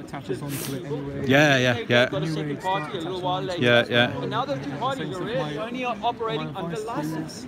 They have to operate under license. They go back to the Queen and say, can we be a government? This is what we know. Oh, the Queen and the royals, that's all anachronism and so on. It's not really real. Okay. So just stick on that. Yeah. Started stuff. He lost a lot when he first came into power. And they're part of some control. Is there something like that? Yeah. Myself. I do see, for example, a long time. Chemotherapy is a huge killer. Yeah. Chemotherapy kills more people than cancer itself. Because of it, because he believed in it. That's right. There's a lot of cancer. Now, even more. Kind of like Joe, really. Yeah. The British government today.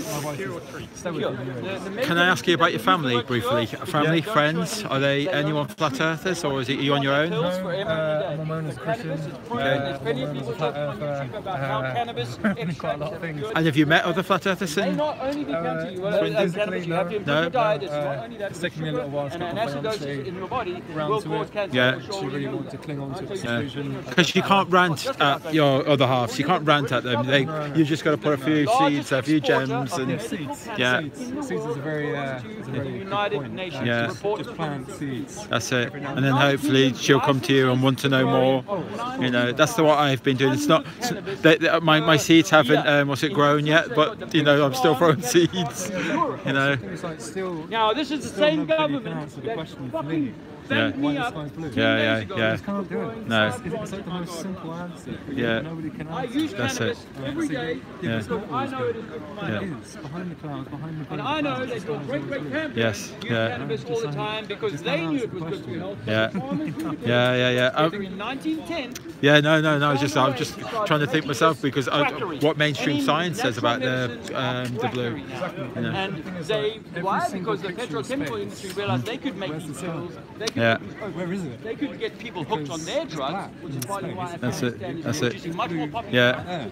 I know stars in space. I mean, do we have to be? Are we that delusional ourselves to kind of, you know, like we see stars here, and you tell me we get to space, and them stars will disappear as we get into space? The pharmaceutical industry is poisoning humanity faster than anything else. Cannabis Since astronomy began, I tell people. people don't change. To drink as much booze as you want, which kills millions every year. Yeah. The pharmaceutical industry Yeah. decides, in fact, in America, you've got All these astronomical speeds in all different directions, and they're doing all the speeds, you know, like, and they're different directions and things. a whole set of laws that exonerate them. Their version of it is so chaotic. Yeah. These drugs. Actually, So the real poison is the occult, the real no, drug dealers of the world. it reeks of the occult because the occult is chaos. It is chaos. The entire religion is the occult. Yeah. Yeah. Isn't. That is order. That's all. Yeah. Things like this whole thing with like nature and everything like that. It's just impossible. Yeah. How have we been swindled? How have they managed this? Of course. Yeah. Things like even in Genesis, if you read Genesis, the first few lines of Genesis, it even says that God brought forth the land from out of the sea, and He called the land Earth. He didn't say He brought forth the planet out of the universe and called it Earth. He brought forth the land. Arthritis in the fingers, Alzheimer's in the So therefore, the only thing that is called the Earth. My 19-year-old daughter, who was like, "Oh, what's this distilled water?" She gets pissed off. Her gallon jug. I see what you're saying. Yes. Yeah. So the Earth is just the mud. Yeah, that's the Earth. And we like gardeners, they'll describe it that way as well. The Earth, of course. The minerals and everything else that forms the land. Yeah. It's called the Earth. Not what we're in. What we're in is what we consider The world. Yeah. The world. Put the sun cream on. The Bible says the world, it doesn't say the Sun creams Yeah. are known, they have products and parabens in them that create cancer. Yeah. Maybe the plane might be there somewhere. Yeah. Which causes Alzheimer's and motor neuron disease and all these sorts of things. And it's coming in through your deodorant, through your skin creams, through your sunblock. The reason why people get cancer in the sun is because our bodies have become so sugary. It doesn't say. Yeah, it's like if you took a sugary solution and put it out in the sun and let it dry out, it forms these crystals, right? Well, these crystals are forming in your body because your body is so sugary that it starts forming crystals that your body then fights against. Yeah. Well, there will be. It would be. You know, that's it. Yeah, it is nonsense. Once you start, when you start looking into relativity, and it seems so stupid. You know, like I kind of thought, let's say the International Space Station went up. Okay, let's say it's all real. So it went up. It's doing 17,000 miles an hour. And it's keeping up with us. You know, like, but remember, we are travelling at 67,000 miles an hour, but we're also travelling at 500,000 miles an hour as well. But that's, and they say, oh, it's because it's kind of within our drag. It's being, you know, like it's within our but it's still in space. Okay, so let's take that International Space Station and take it out further. Well, we got the Himalaya, it's 1 million miles away. Okay, so what's happening now? It's we're still travelling at 67,000 miles now, but this is 1 million miles away. It's funny, isn't it, how they always say millions and millions and billions and billions or trillions as far away as they can possibly. But how can this be keeping up with us? I mean, like, so what is relativity? Not bloody relativity, you know? Huh? We test millions and millions. Stupid. We test thousands. And you can't. That's it. Oh, that's right. Oh, apparently we can test trillions. You know, they know the composition of some stars and things, and their gravitational pulls and their binaries and this, that, and the other. And oh, come on. Millions and millions. So not one person here can challenge against it, other than accept that belief.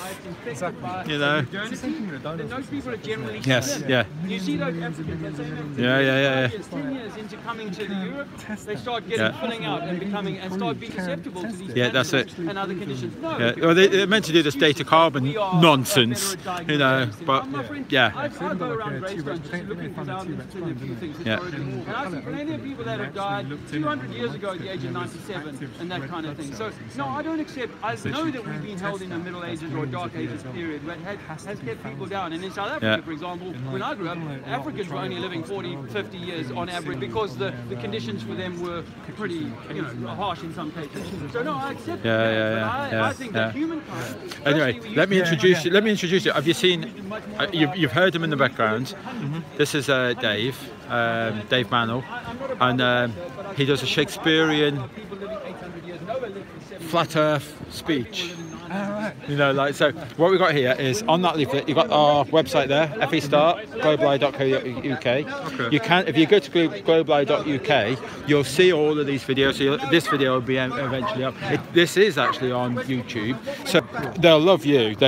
These people are absolutely fantastic. They'll love you.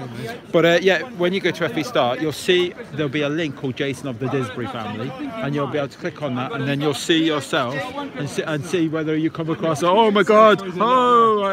But no, you just you'll come across really well. People, everyone will be warm to you. But make a comment so that we can see you and then join some of our chats and that, because you're not alone in on this. We are all here together.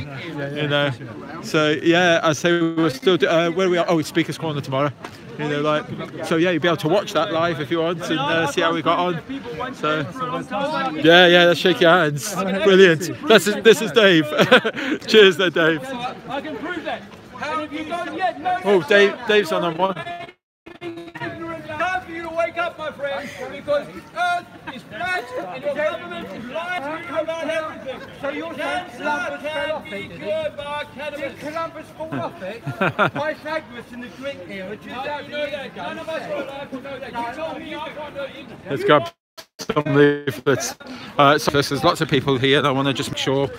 Oh, sorry guys, I'll get back to them right now, but I must give out some leaflets. Well, there's lots of people here.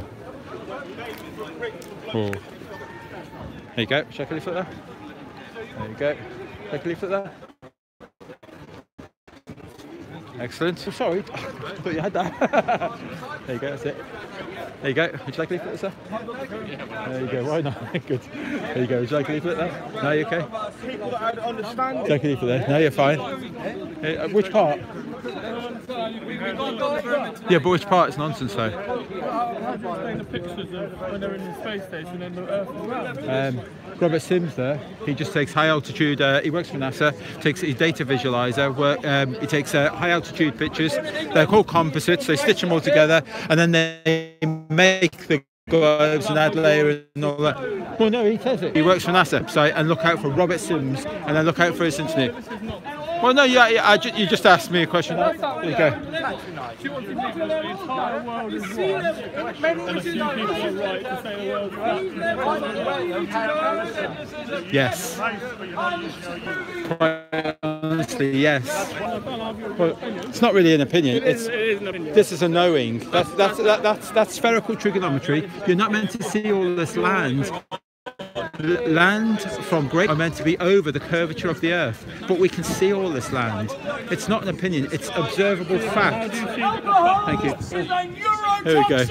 Your government wants you to drink alcohol so that your brain stays small. Hooray. Cannabis will open your mind and will clear your body of cancer. Do not believe your government. The biggest drug dealers in this country today are the doctors, the NHS, and the pharmaceutical giants who profit from your illness. Your government has been overtaxing you. It has been using banks like this to charge usury, unfair taxes on your time and your energy.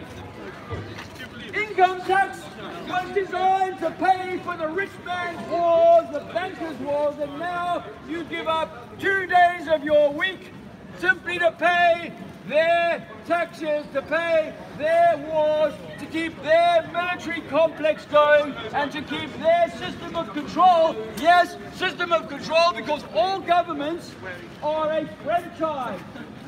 All governments are owned by the same controlling entity, and all governments are designed to work together to keep you young, to keep you small, to make you think that you are an insignificant ant on a massive spinning ball.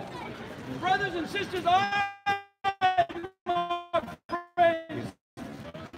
want you today to tell that the Creator created this creation for you to have a loving, divine experience. Where you are at the top of the journey. Where you are the captain of the There you go, buddy. Check a leaflet there. knowledge and the backing. Okay, right.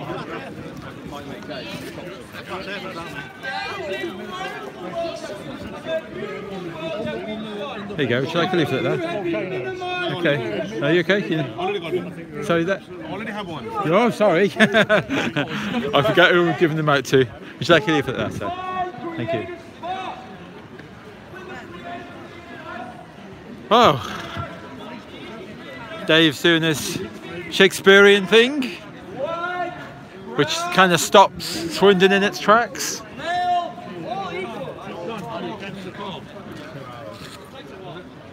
So we've check a leaflet there. There you go, buddy.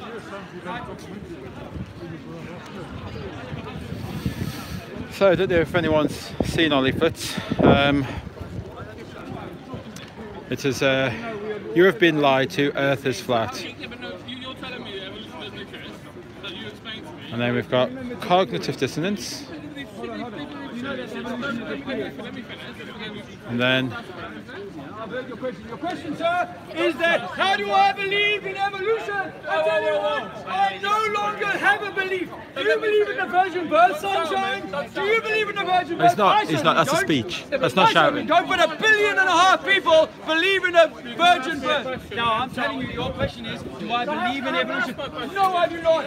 I do not believe in evolution. Why? There is a missing link, and there is no examples of recreation. Okay, we don't need to be upset though.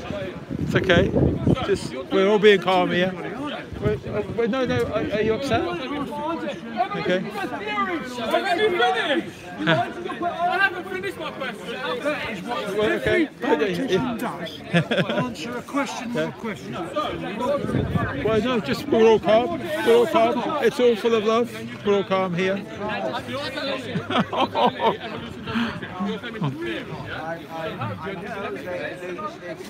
It is a theory. Whether you like it or not. They found where they got the same animal, but a slight change in every time they Darwin's theory, you're right. But then you find the first episode that developed a longer beak or the developed a shorter beak for what they need to do. Explain that. Yes, no, that's called evolution. No, well, yeah, I mean, minor changes in No, that's called evolution. Okay. So what we don't have when it comes to the human story is where the monkey becomes a half monkey. I told you that evolution is a theory. Well, no, you've given me the same evidence that I used to use as to cover up my belief. Yeah, so you can't. It's not evidence. There is science and knowledge is a missing link in the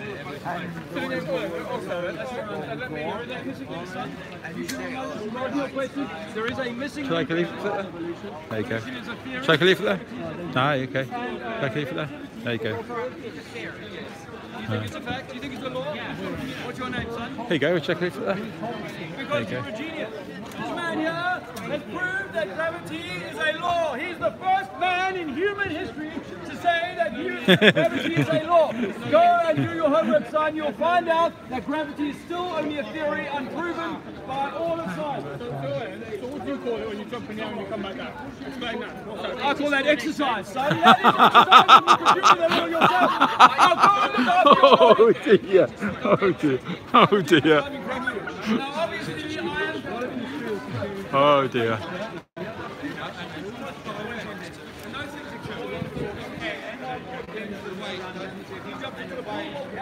Gravity can pull you down. It's not because you are less. You're closer, you've got air in your lungs. And so you're more buoyant. Yeah, if you've got air in your lungs and water, or you've got better air, that's more buoyant. But what you honestly believe in? No, I don't believe in anything, son. You're the one who has the religious belief called gravity. And evolution. Those are religious. Gravity has nothing to do with religion.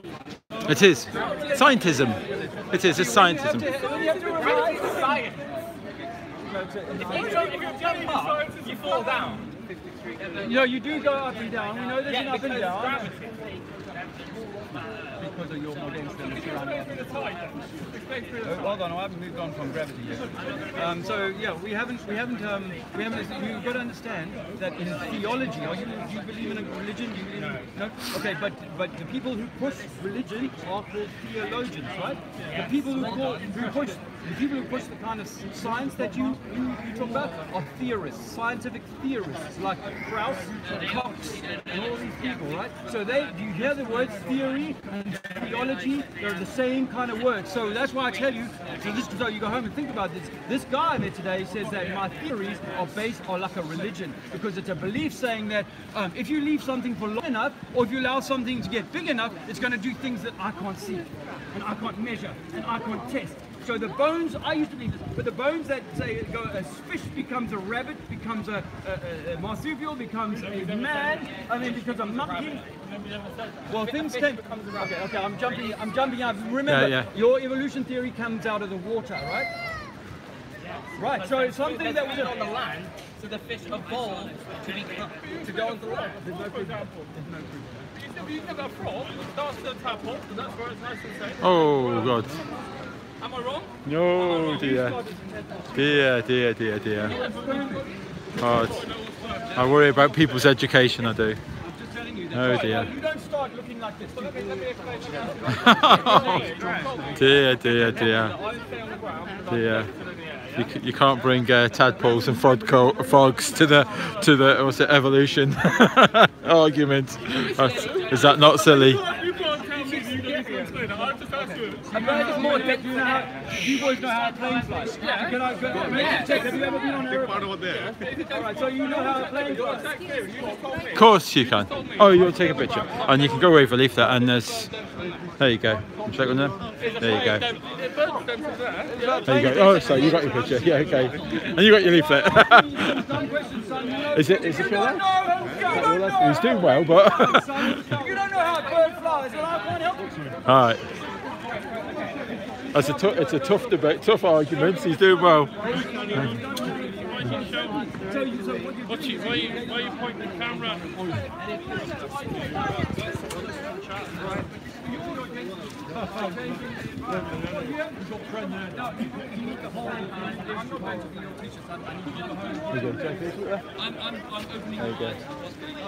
Would you like a leaflet, sir? No, there you go. Listen, while you think it's about the North Pole. I think so, right? People enjoy this, yeah, lots of triggered, Swindon triggered people. Well, I met Dave. Dave's from Swindon, very open-minded, flat earther, knows where he doesn't live. Yeah, just all heated up a little bit. Probably being... Oh, my hand is so cold. I need some gloves.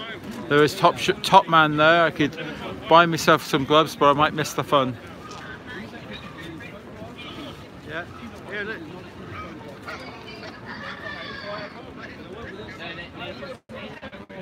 There you go. Well, everybody knows that.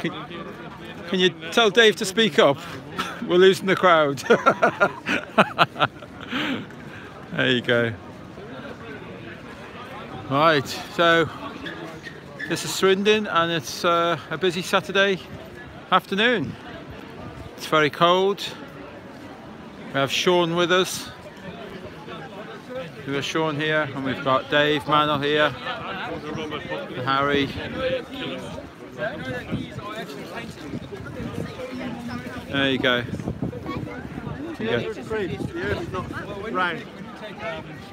That's a spinning ball. Tell them to check it out.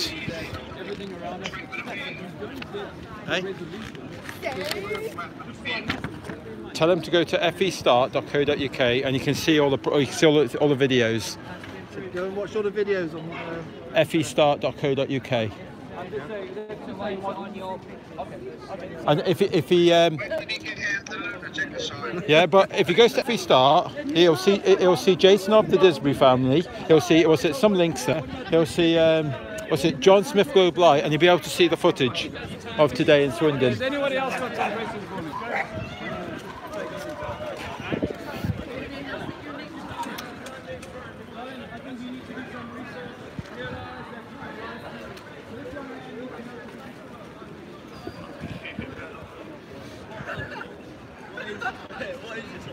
Well, try a leaflet then. There you go, buddy. Cheers, lad.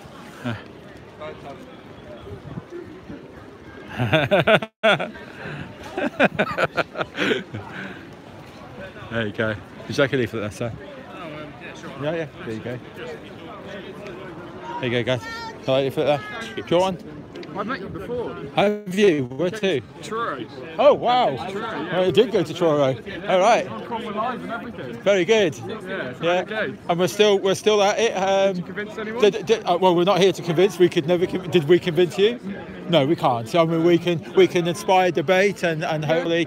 Did you go away and check anything out further? No, I'm pretty sure the Earth. I believe. I know the Earth isn't flat. Okay. What made you think? What made you start this?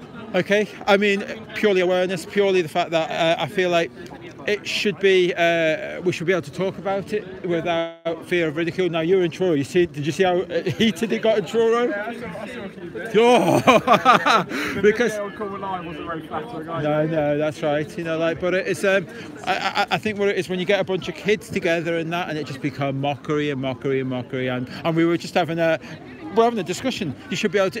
This shouldn't be taboo. We should be able to talk about this. How did you come about thinking that? Oh God, that on the end, that on the back. That's my biggest. For me, it's one of the biggest evidence that not that all by itself, but it's one of the biggest evidence that I have. When you realise that maths is right, that spherical trigonometry.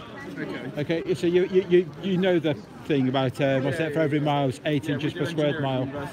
Yeah. Okay. So once you realise that maths is right, and we get to see all this land in these vast distances, and then we can still, and it should be over the curvature of the ball, the Earth. Okay. And then it's like that one there. That's on Blackpool Promenade. What about the wind turbines? Why can't you see the very bottom? Well, for me, I mean, like that would just be, oh God, angular resolution. I don't know if you know. So here, your eyes, right here, everything that we see at your eye level, okay, everything from the top in the distance gets squashed down to the middle, and everything from the bottom gets squashed down to the middle again from the bottom. That's just angular resolution and your perspective. You know, so although you think that you can't see the bottom of them wind turbines, what you are actually seeing is just condensed. It just gets squashed up to your eye level. That's all what happens. You know, but 65 miles away, 2,500 feet should be hidden. The highest mountain is 2,000 feet. How high you stood on this? On the promenade he was. It's on the black. That's above sea level. Yeah, this is that's taken into account with the elevator, with the curvature calculator. Okay, but this is also in the Blackpool Gazette. That the guy who took that picture, he put that on there. That's over to Calais. 300 feet should be missing. So once you're happy that this maths is correct, and then there is sites that you can do a curvature calculator. The curvature maths, I think, is very correct. However, I also think that this can be explained through the nature of light. And What refraction? Refraction, yes. Refraction.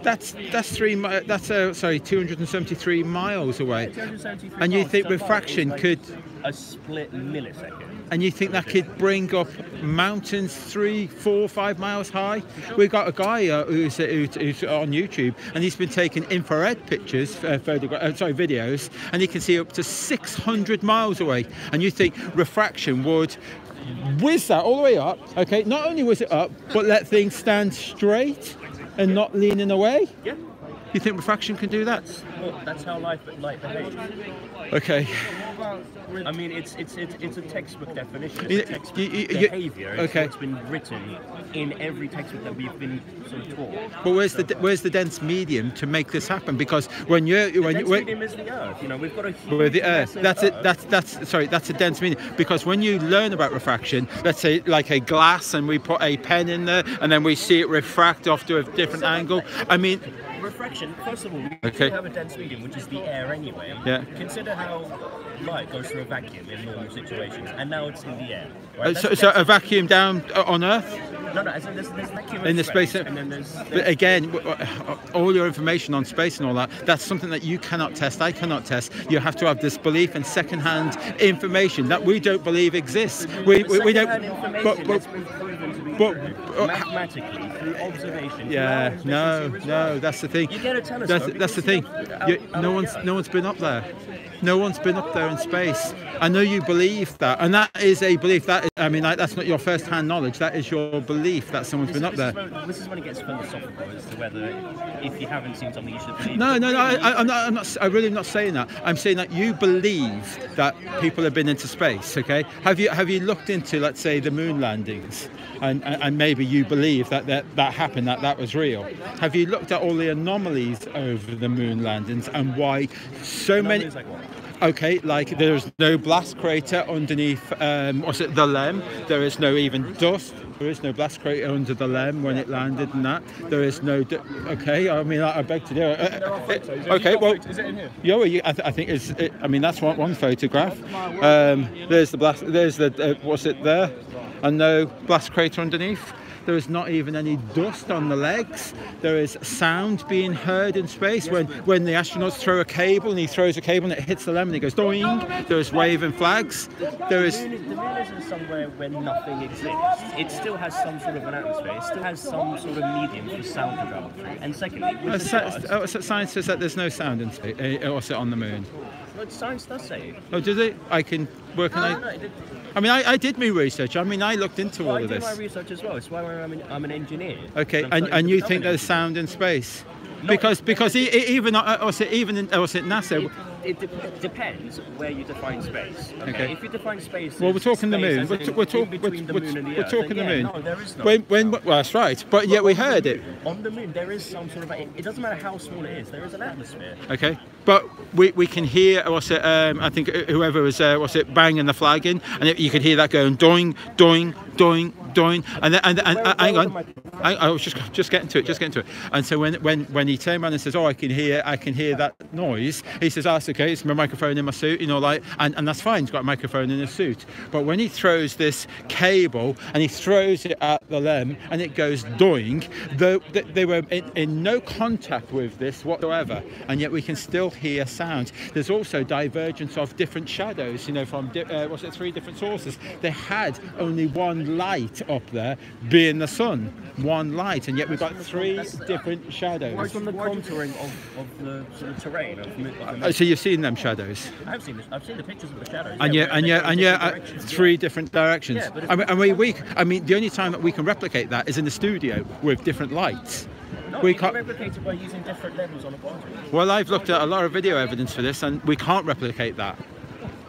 Okay, and then there's the thing is, it's been proven. I've seen a video on it as well. Okay. I can't remember. I think it was the Mythbusters who did something on this. The American crew who does all sorts of stuff. Well, I've seen other things. Do you not think the Mythbusters might be part of the whole deception and the propaganda?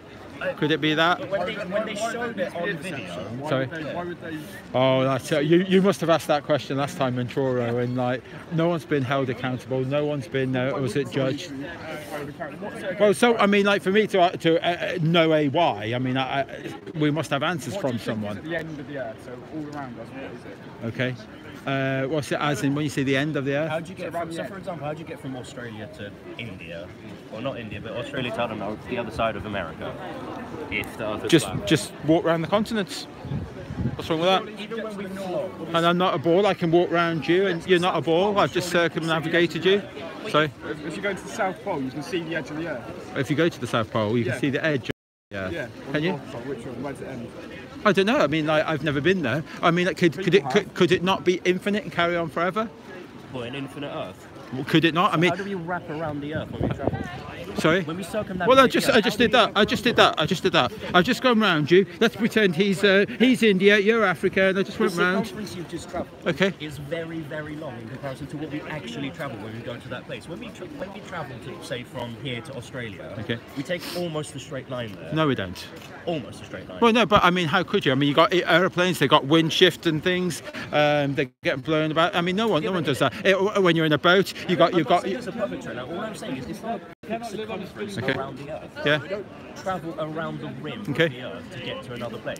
When they do all of the what's it, Atlantic around the world races and things like that, when we do them voyages, we always go east to west and go around. No one in there, it's 24,900 miles circumference, north to south, and no one, explorers, expeditions, that journey does not exist in the history of mankind has ever done 24,900 miles, but lots of people have done the other way, east to west. Lots of people. But say that again. So we can only do one journey. Can we? You can do east to west because of how the. But we can't. It's a ball. Can we not do north to south? We're on a ball. No. Actually, you can't. Oh, you can't. As it curves around and you start from one point, you're not going to the destination you want to go. It spins around. Okay, so we're talking like kind of Coriolis sort of thing. So that'd be me like having a hot air balloon, just rising above here and then wait for New York to catch me up. No, that's not how it works. Oh well, isn't that what you just said, that we can't do that? A plane can't do that because the Earth would spin below them? No, I'm saying that. Okay. The Earth, right? When the Earth spins, both the ground spins and the atmosphere around it. And the atmosphere.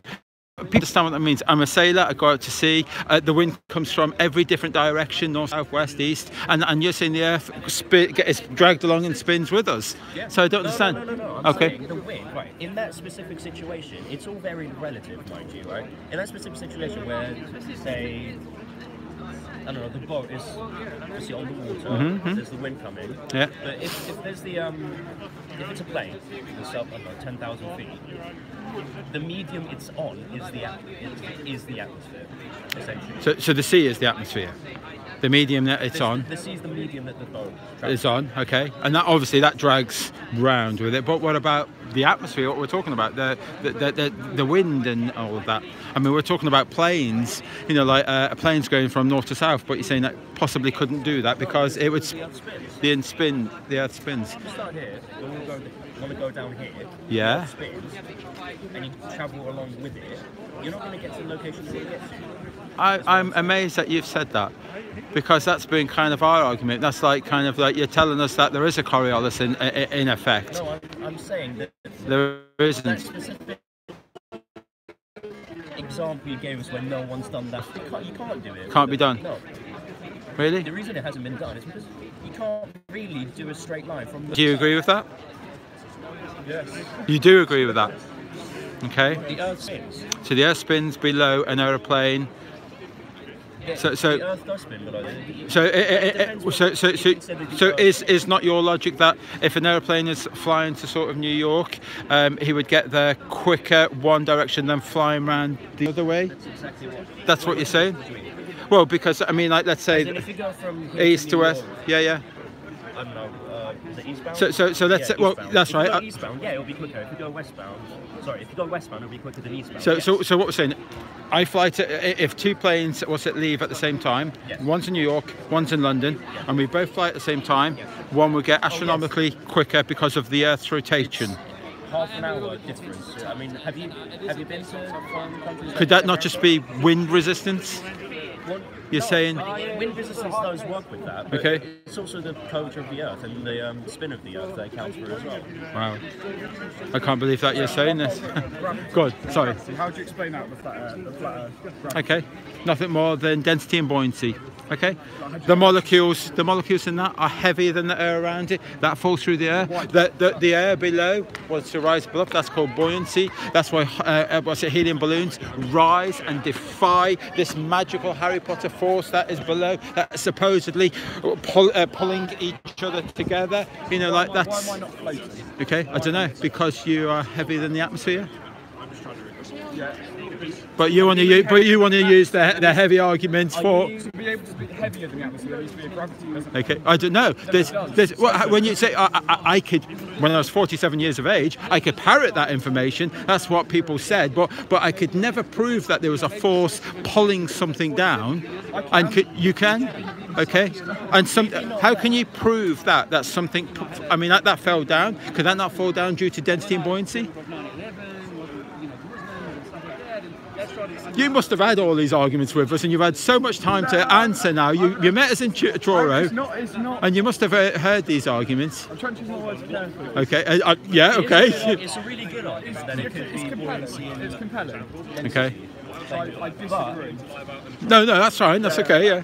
Well, I know I'll never convince anyone. It's just Yeah. Are you familiar with the sort of whole idea of charge particles? Well, yeah. I mean, like electrostatic, magnetism, and what's it? No, just electrostatic. Electrostatic. Okay, let's go with that. Two charge particles, they're attracted to each other. Yeah. Okay. Through a given equation, right? Gravity can be modelled in the same way as that, right? It's almost the same force. However, it doesn't. It's not based off of electrons. Okay. It's not based off of the electrostatic force between atoms. It's just magic. No, it's not magic. It's the same. Well, it is. It's something that we can't kind of like prove, because science can't prove it. Two charged particles going near each other. I don't know whether that can be proved or not. I don't know that bit. So yeah, I'll put that one on pending for something I don't know that bit. What, gravity? No, the charged particles being. I mean, I do know.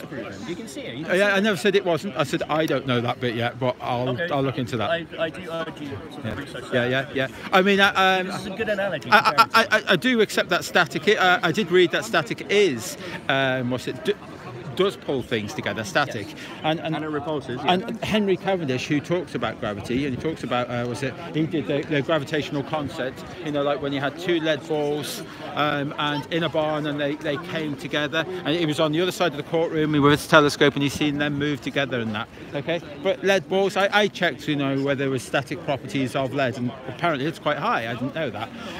So I kind of thought if he did so there, but the thing is that. If that it was Sir Isaac Newton, kind of like what's it? Well, I don't even know whether should I say discovered gravity. He wrote a thesis on. Yeah. It's a difficult one, isn't it? He formed a theory on it. Okay, so Sir Isaac Newton, the theory of gravity, and this guy backed him up and turned around and said, "Oh yeah, I've now I've done my own paper now and my own experiment, and the guy is right." But you can't replicate that, and science should be replicated and repeatable, shouldn't it? Because that doesn't work. What doesn't work? Oh, what? The Cavendish experiment. Wait, do you mind if I read it? Oh yeah, you go ahead.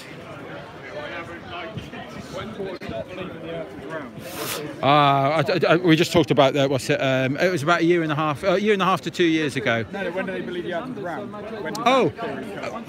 It actually, I mean, a lot of it comes from Copernicus era. But the thing is, up until the 1903, the education minister, I forget of what county it is, but probably for the UK or what, I don't know. But the educational minister in 1903 actually got sent to prison for teaching the kids that the Earth is a globe. Okay. In 1903. When they started believing the Earth was round, 1600s, 1500s, or earlier?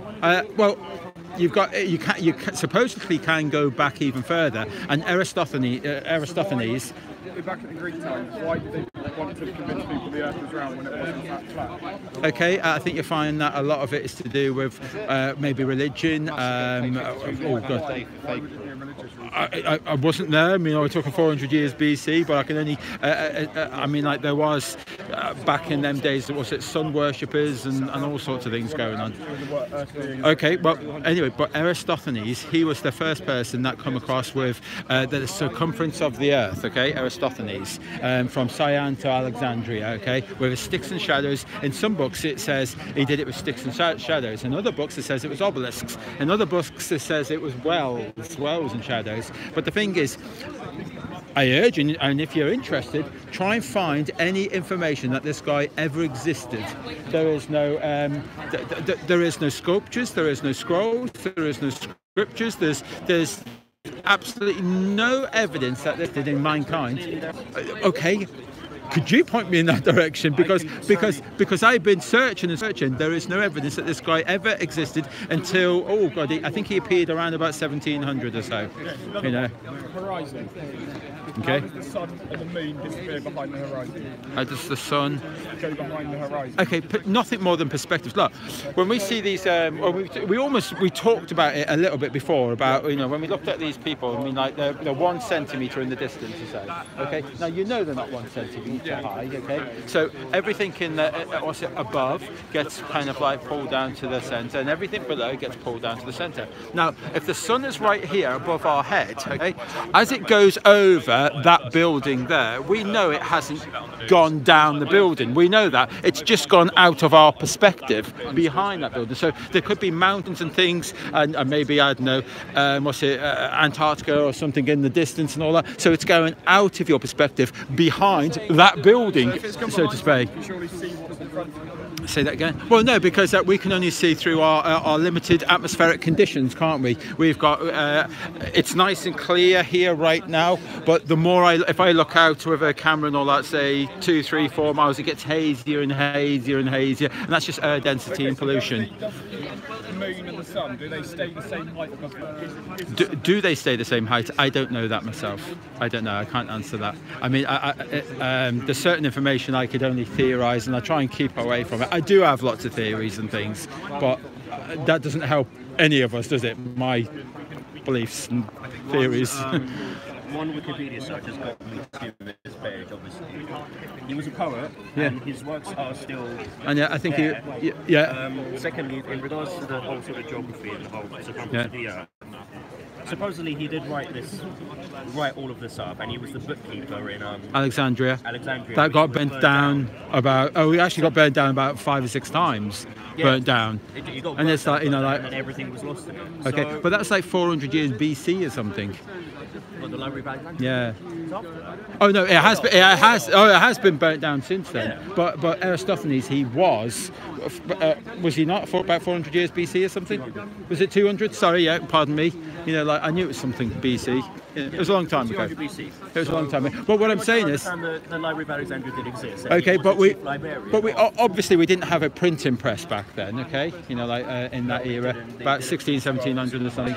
So we had scrolls and all that. But where are them scrolls? They were in the library of Alexandria, which burned down. Okay, so how have we got information that this guy ever existed? Through word of mouth, obviously. So, second-hand information, third-hand information, fourth-hand information, Chinese whispers. Your information on flat Earth, that's second-hand, isn't it? You haven't gone up there and gone, I can see the Earth's flat. Oh no. Where I live, just up the road, there's a place called Brixham. I stand on the beach. Okay, I get my camera out. I zoom in to Exmouth. I can see Exmouth Beach. It's only 15 miles away, but I can see people walking on the beach. If I'm to believe in that spherical trigonometry, if it's right. Now we were at Cambridge and we were at Oxford. A few days back, and speaking to physicists and all sorts, and they kind of. Yes, nothing wrong with that. They're okay in agreement. It's okay. But if I can see this land, it's meant to be 40 feet below the curvature. I can agree with your theory. Okay. You agree with the maths on this then? You agree with the maths? I actually don't. What don't you believe in? I kind of think that I feel that this is. Two things must be happening. Either this is right, and we can see we are on a flat plane, or this has to be wrong. This with the specific trigonometry. Do Yeah. you believe in the trigonometry? I've heard. I really don't know maths, you know, like so. So I do have to have. I have to have this faith and belief that. People like from Oxford, Cambridge, and all the people all around the world, because flat Earth is, you know, there's millions joining flat Earth now. I'm saying millions, you know, like, and so no one's objecting to that. So I'm kind of going with the flow on that. I don't know. If you criticise second-hand information. Yeah. But that's which was invented 3,000 years ago yeah. by Okay. Pythagorean. Okay. Isn't that second-hand information? He never wrote down all Yeah. this stuff. He never wrote down his theory. Okay, but that's my argument. Is it? Will you be happy with that? Are you happy with that? What, with the maths? With the maths. Yeah, I'm happy with the maths. Okay, so with the experiment that we plugged in. I forgot his name now. With the sticks. Yeah, right, okay. I'm happy with that because it's been repeated. Okay, but through a scientific method, it's been proven. But that same experiment, if the North and the Moon and the Sun are a lot more local, like we're suggesting, and that are a lot more smaller, the same results apply. Exactly the same results on a flat Earth. Identical. Why would the sun be closer? Because that's what we see, that's what we observe.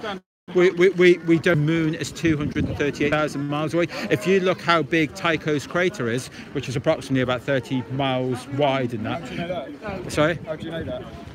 That's what kind of science says, isn't it? NASA and all that. So you believe NASA? No. I'm using their information against them. So what is their information? Well, they kind of say it's about 30 odd miles. I mean, like Tycho's crater. Okay. So if you put that Tycho's crater, put it on Google Earth, a overlay of Tycho's crater, it probably does the whole of Devon or something. You know. Well, no, I'm. Is Google Earth based on? Is it kind of based on maths? Is it like a mathematical formula? I'd imagine it is. It's a model based on maths. You know, like so. You know, if I use their elevation, and zoom out and put Tycho's crater on there, I mean, like you'll see. Your evidence is based No. It's not. I mean, like. I could, if we had enough time and we I don't know, spend a fortnight with me, you know, I could give you thousands and thousands and thousands of anomalies that makes me want to question, you know, like, and not believe. There you go. And that's where I am with it all. It's not just that. It's not just. I agree with questioning it. I agree with. Well, I think the problem is that. Have you ever come across that before? I think that's the problem with today's education. I agree with that statement. I agree with that statement entirely. Because don't forget, I believed in the globe up until the age of 47. I'm 48 and a half now. Well, as I say, you know, like this preponderance. I mean, if you spend some time looking at all the NASA footage of the International Space Station, where you see astronauts flying around, you will see them with harnesses on. You'll see them with you'll see things that are appearing. You know, like say there's like you got this woman astronaut there, and she's there, and she goes, oh, I'll just grab that. This is what we're grabbing, and it's not there. And then all of a sudden it appears in her hand, and she grabs it. It's some sort of VR virtual reality thing. How can you see the International Space Station flying over? No, but all I'm saying is that. How can you see it flying over? Okay, you see a blob in the sky whiz over at a particular time on your app. Okay. No, you can see at times if you're looking in the right place at the right time with the right equipment. With the app on your side. At the sun, you can sometimes see it crossing. I've seen all the transits and that. I've seen that. How do you explain that? I've seen that. I don't believe that you can see something that is that far away. I mean, like. How do you explain? What are you seeing? If you do see it, then how do you explain it? Well, you don't know what it is that you're seeing. That's what. Okay. And could it be some sort of U2 plane that we're not? Not privy to? Could it be something like that? Sorry, I mean, but why not? I mean, like, what's it? Yeah, that's not how. Yeah, exactly. That's not how aircrafts work. But if you have a look at that footage again, you will not see it in the shape of the ISS.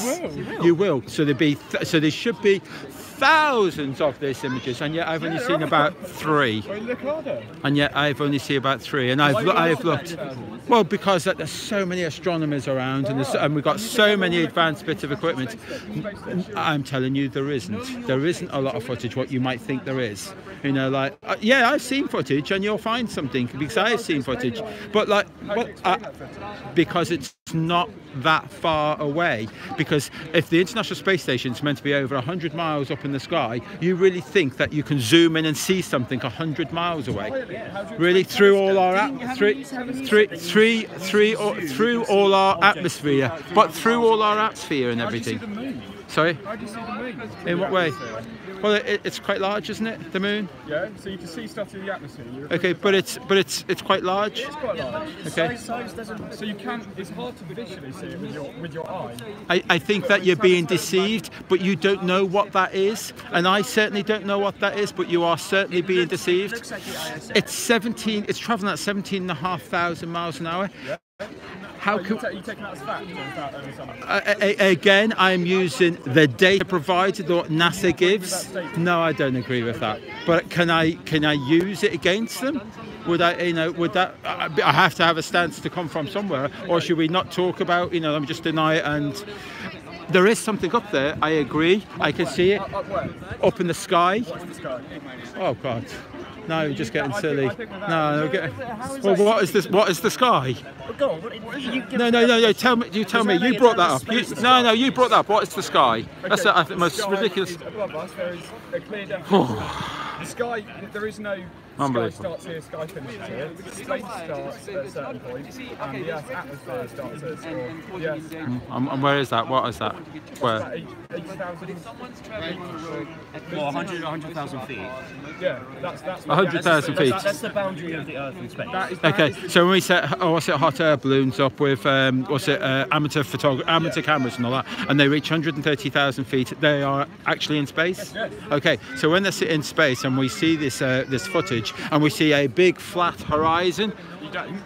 No. You do, but it's because of... But you seem to be... In relation to the size of the Earth, it looks like a flat plane, but you're only 100,000 You agree with that? miles up. I agree, yeah. I agree. Okay. If you go higher and higher and higher, that's when you start seeing the curvature. For example, if I get this piece of paper... Okay, I'm glad you curve agree. it a little bit, a tiny little... But you're going to do that then?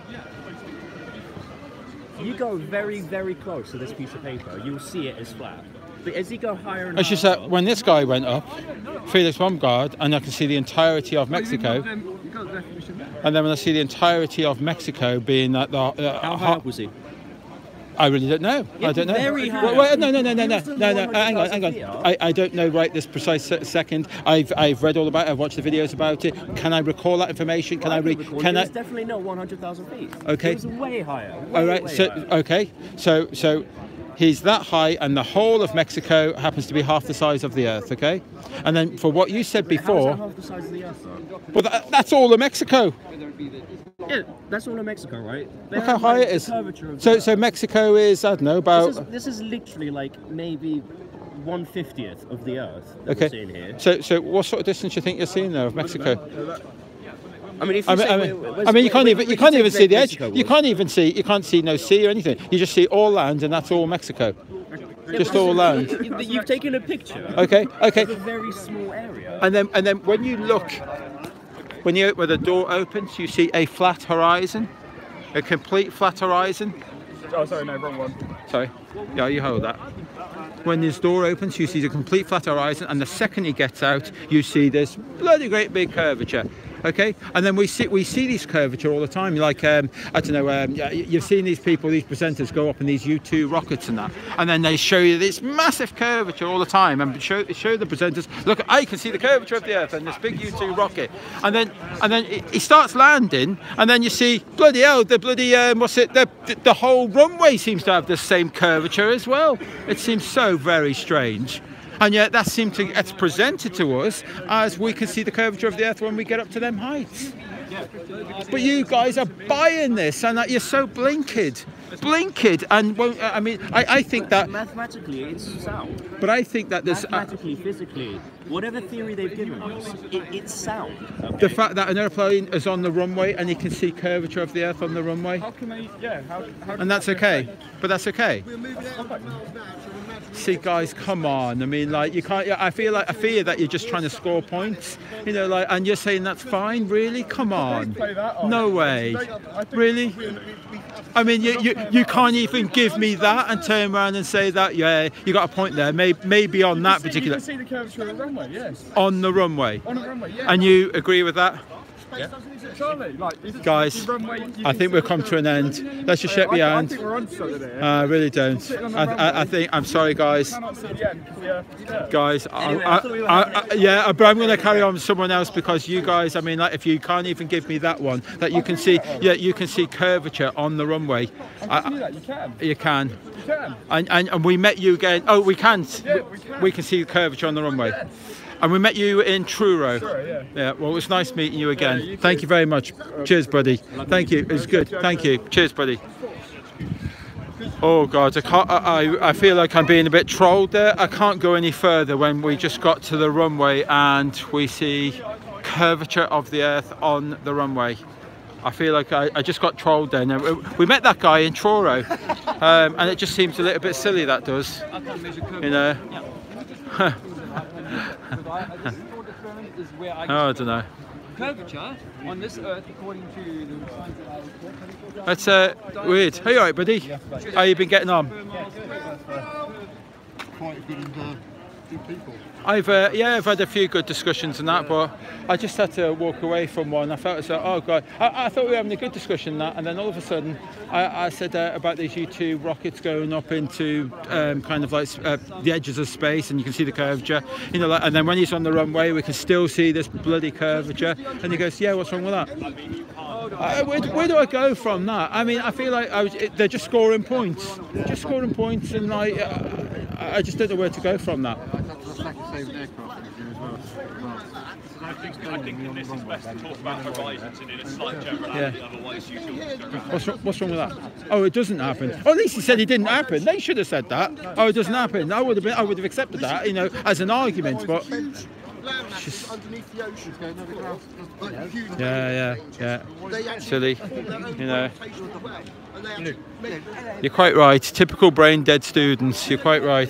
It's very, very deflating. That I thought we were having a good debate then, and then you get that nonsense. Would you like a leaflet there, buddy?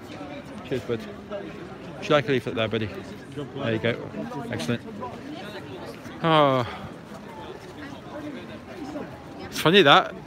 So all the way in Truro, and then they get to see us again here in Swindon. What are the odds of that, eh? Huh. Oh.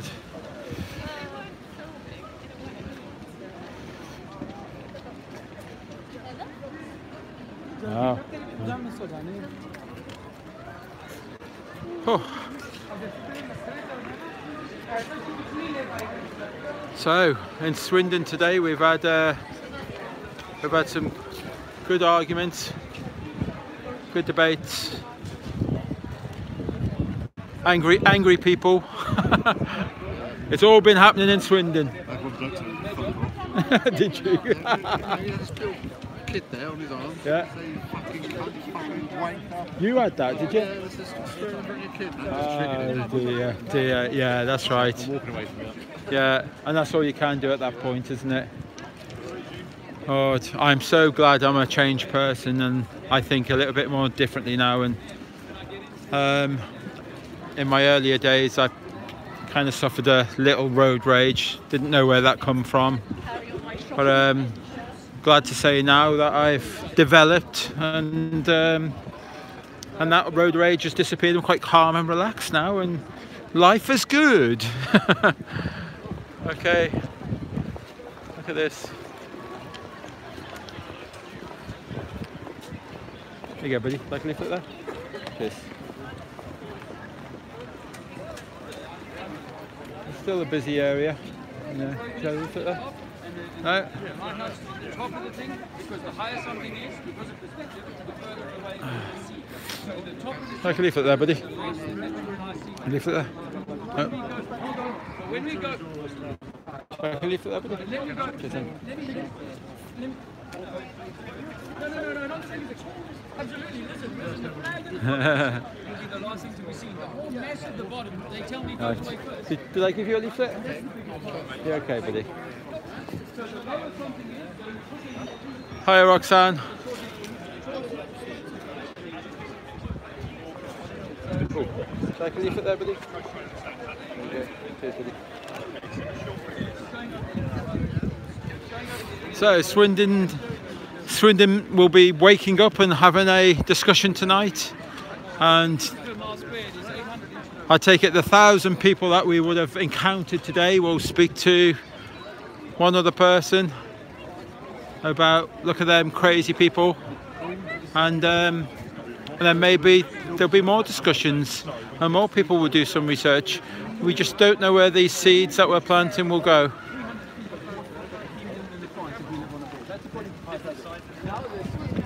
It's all about the awareness. It seems the next step, the evolution of flat earth, is awareness. Whether we're right, whether we're wrong, we need to spread as much awareness as possible, and for people to question where they live.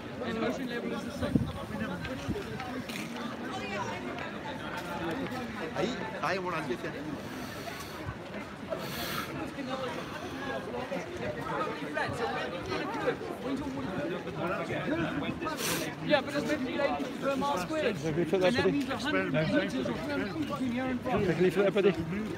Huh? I'm back into ignorant people again walking by. I suppose it is cold here and lots of people don't want to get their hands out the pockets.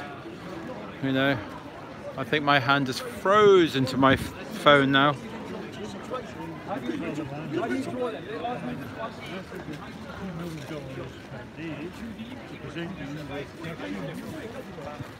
You have never drawn on a board. You draw your circles and your non-Euclidean on a 2D sheet of paper.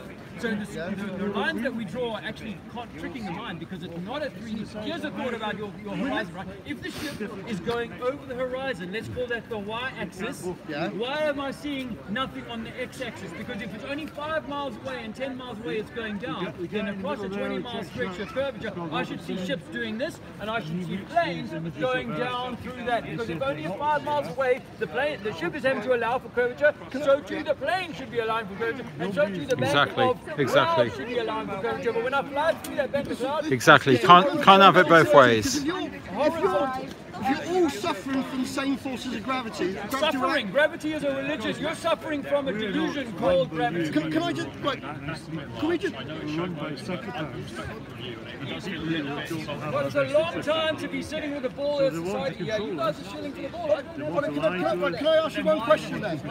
Well, I've given you your thoughts. Maybe not, I can't answer the question then. The entire day unfitting your brainwash. No, can I ask you a question about all this? I take it is like, is this a flat earth society? No, Flat Earth Society is a controlled government organisation, and that all your chat show hosts like Graham Norton are so fucking intelligent and so clever, right? They will go to, oh, have you seen what the Flat Earth Society say? They say that Earth is a disc rising through space at 9 meters per mile squared. What a load of bollocks! I don't know what the Earth is, and I certainly don't know yes, of course. space. There you go. Space is made in a comic strip in the 1930s. It was invented in the 1930s in outer space. There was no thing as outer space. So if there's no space, those are lights in the sky, and the wandering stars are now known as planets. So these little things in the sky, thank you very much. That come from thousands and thousands of miles. You believe in thousands of miles.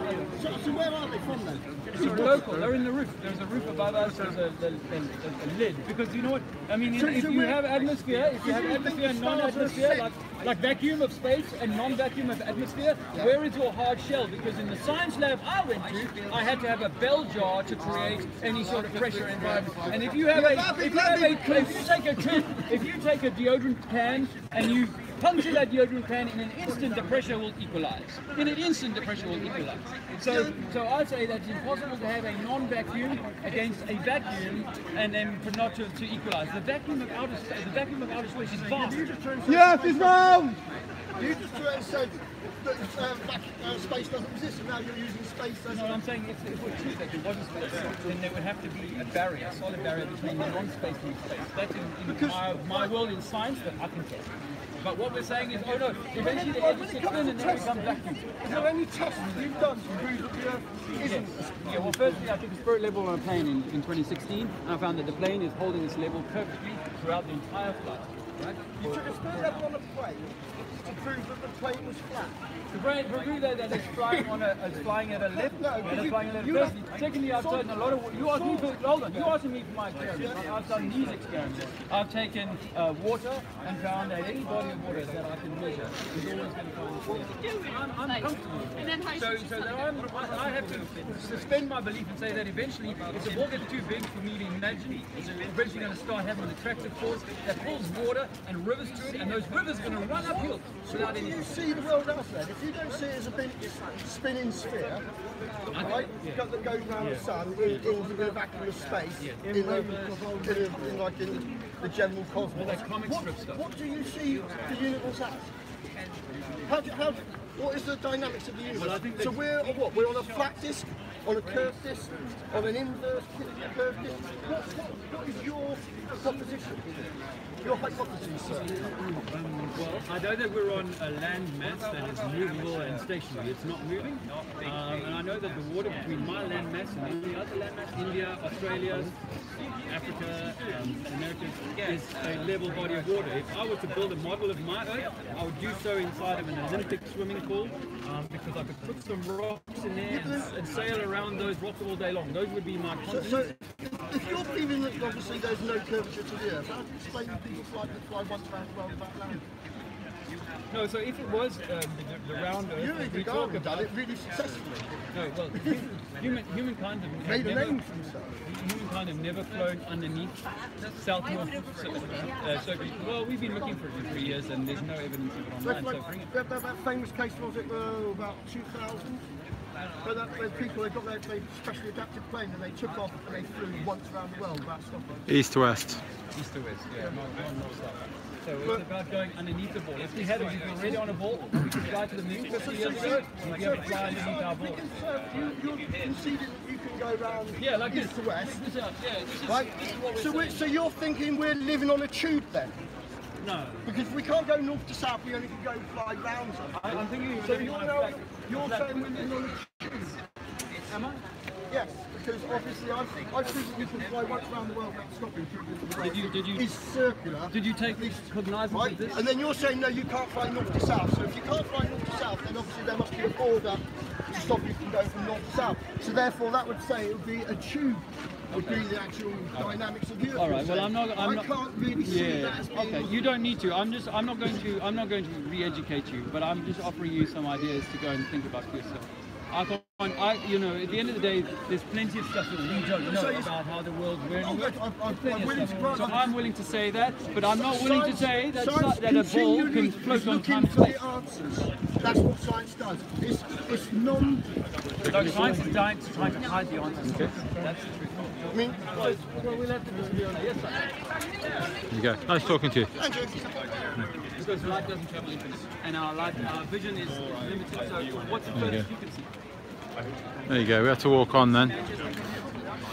Some people they kind of suck all your time away, and they just want to score points and not investigate any good points that are being made. So,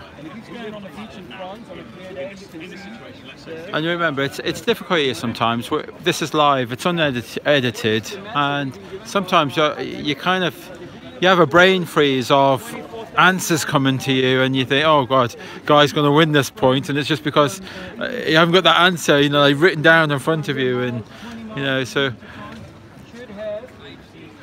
You guys like a leaflet there? Oh, and yeah, cover your iPad with it.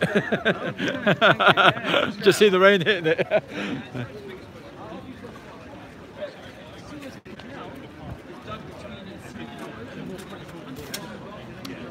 Right, I think we'll be calling it a day very shortly.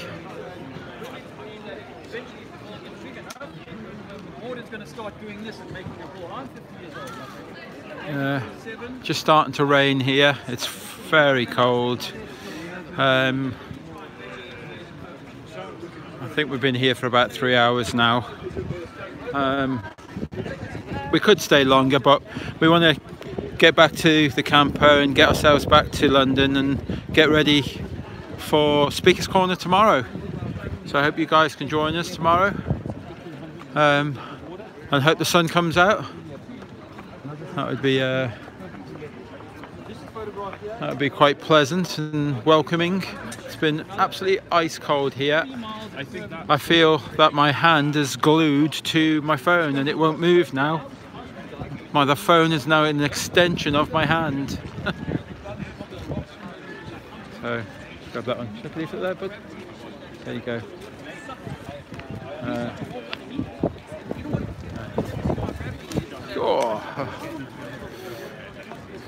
Yeah, and I think maybe, well, she's doing quite well. She's not shivering. And so we've got poor Tara who would like to probably get out of all this now soon.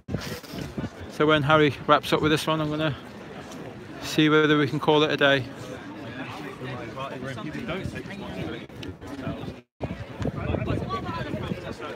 Okay, to be known as living stars. And if you look at the stars tonight, you'll see Mars and Venus and stuff like that. They look like stars. And if you look at them, go on YouTube, right, and just go in and look at P900. P900. Yeah. You see guys with their powerful cameras going zooming on the stars, and they look like. So we've got people looking from behind. I say we put some banners here on the floor. Check a leaflet there, bud. Yeah. There you go. Would you like that? Okay. Is it? Which part? All of it. It's like. All of it. Why does it even matter? Well, no. But let's stick with that. I mean, like he said, all of it. There's land there that you shouldn't be able to see. That is meant to be over the curvature of the Earth, and we're trying to just expose it and highlight that over 65 miles, 2,500 feet should be hidden. The highest mountain is 2,000 feet, but we can see it over the curvature of the Earth. There's lots of evidence like this. Written on that photograph. Sorry? That photograph is not 65 miles. Because we're not a planet. We're not a planet. We're not a planet. And you've never seen Earth from space. Flat, you're saying you can see France from Dover. Sorry? You'd be able to see the Eiffel Tower as well, but you can't. You can't see America from Dover. You can't see America from... Well, no, Dover you're looking at one direction. Well, yeah. Do you agree with that statement, what you just said? The Earth is not flat. But do you agree with his statement? Perfect circle. Do you agree with his statement, what he just said then? That why can't we see all the way to say America, Because we can't, New York? because the Earth is round. That's Okay. why we can't see it. Okay, but if on a flat Earth, do you think I am filming you? I've got a camera here. Well, I mean, I'm not hiding it. It's not behind me. You should ask permission first. Okay, is that decent? Okay. Well, I'll move it over. But look, atmospheric conditions. You know, like it's quite clear here. You can see it's all nice and crystal clear. But the further we film out, it gets hazier and hazier. It's just air pollution, density of air density. You can't see forever. That's all that is. I just can't get over what you said about us not being a planet. Well, we're not. What are we then? Okay, so if we are just on, we are a plane, not planet, plane. Okay, we live on a plane, a flat plane. We live on a plane. So we where's live the on a edge? plane. Where's the Okay. edge? It's called it sun flat Earth because Australia doesn't exist. Where do you start? Oh, I think, of course, Australia exists. You know, why would I not think that? Because some flat earthers do. They, I read a lot of stuff I've about never Earth on met Facebook. I've never met anyone who also believes Flat that. Earth Society on Facebook. Well, we're not part. That's a government. Have a look. That's a government disinformation. They're from. And you're not? No, we're not How from. do I know that? We're not from the Flat Earth How do I know Society. that? Well, How do I know you're not a government? Spy. Spy, yeah. I think you're just trying to win an argument or win points. You know, like well, it is. Yeah, I don't think. Yeah, I don't think you're being cordial in that. I mean, like. It's no different from the Christians Okay. in the Midland town. who Does say it the Bible is true? does it upset you that someone would think differently than you? Not at all. Okay. Not at all. So, would you like a discussion? And I can teach you what I know. Okay. Wrong. I'm wrong. Okay. Yeah, So what about we are a planet. what about land that we can see that we shouldn't be able to see? Should be over the That's just a curvature. picture, that's not It's proof. just a picture. It's not proof. Okay. I've Okay. stood- I've- But this is I've this stood is on the this is White ri- Cliffs this of is Dover and you testable. can see France This is on a good testable. day, on But a- you're not I- allowed to see that Why? because the Pythagorean's theorem are based on 24,900 miles. There is a mathematical formula that says that there is the curvature drop at 8 inches per squared mile. There is a mathematical You're not at sea formula. level when you stood on the White Cliffs of Dover looking at France. You're not at sea level. Why not? You're about 400 foot up because you're on the cliffs. On the cliff. This is from Calais, on the sea level, looking at the White Cliffs of Dover. So I'll have to argue that point and say that you're quite So wrong. all space. Sorry, thank you. All Thank you very much. All right, well done. Cheers then, buddy. Everybody's got their own views. Yes. I understand. And we think differently. But no. The Earth is no planet. What he's trying to say is, you don't need to make an argument with him. You believe what you need to believe. It's not And an he argument. believes- No, I'm not You're arguing. discussing with it something. I'm discussing something. It's a bit like religion, right? You either believe you don't. Exactly. So if You you either believe in God, something around, you don't. Well, but I know that. I know things land that shouldn't. I live in a place called what's it? Sorry. No proof of Earth as well. And you've done that? And have you done that? Is that second-hand information? So would that be a belief? I believe around. Yeah. But thank you very much, buddy. Thank you. So it would be a belief that. So I would urge you to check out and see if their maths is right. There would be you would agree there would be a mathematical formula for the curvature of the Earth? Would you agree with that? Yeah, but it's so large. Wouldn't you be able? But wouldn't the maths be true? Would they be true whether it's large, small, or what? You know, if the maths is the maths, isn't it? No, but I mean, we were in Cambridge and Oxford and that, and we've been talking to physicists and things, and they accept that maths is okay. What's wrong with that? They're quite happy with that. So if that is the case, then we shouldn't be seeing all of this land that should be hidden below the curvature of the Earth. We shouldn't be seeing this. As I say, where I live, there's a place called Brixton Beach. I can stand on the beach, I can put my camera out, and I can see right the way across 15 miles, and I can see Exmouth Beach, another beach. But it should be 40 feet below the curvature. That's probably about 40 feet to the top of there. So I shouldn't be seeing anybody on that beach whatsoever. It should be below the curvature. I mean, we're only talking 15 miles, but I still shouldn't be seeing them. And yet I get my camera out, and there they are, all playing on the beach.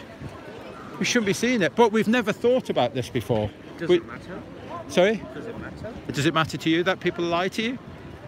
How do you know Well, I just made that point, and then so therefore education and science and governments and education, they must be lying. You know, like, and NASA and lying.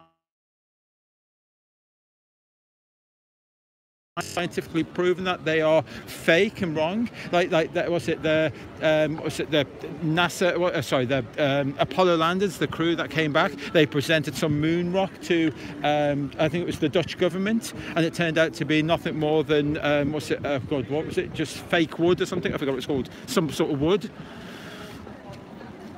I'm just saying, is it worth questioning some things? Does it matter to you? Flat, round, doesn't really matter. Okay. It's just the world. Well, so let's so let's just assume it's flat then, because it doesn't matter. No, it doesn't matter. Okay. So we're in agreement then. Oh no, let's just believe it doesn't matter. Let's just believe it's flat.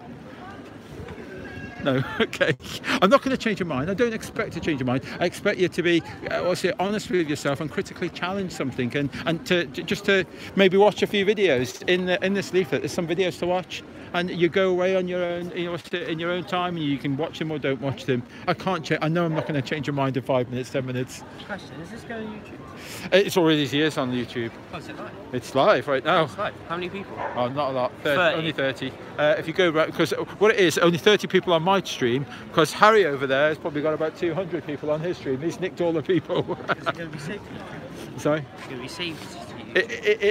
It's actually, well, I say it's live, so it's canning up the right way. In that leaflet there, if you go to that website there, festart.co.uk, and then on there you'll see a link there called Jason of the Disbury Family, and then from that to my YouTube channel, and then you'll be able to see yourself. There you go. Sorry? Oh, I see. It'll be on that website. Can you put my channel? Oh, I see. Maybe we'll see. We'll see. Have a talk on that, and then next, watch some videos, and then on this video that you see, because it'll be listed as we've just arrived in Swindon for the day. Okay. Tell us what you think of some videos that you watched. Tell us what you think. I know I can't change your mind in 5 minutes.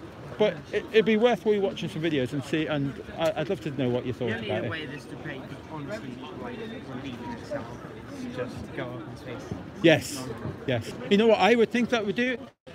For me, I would think that put a 24/7 camera, live camera, 24/7, put it on the moon, and then we can watch Earth spin. 1,000 miles an hour, be able to watch Earth spin. That would prove it to me. And you know why it would prove it to me?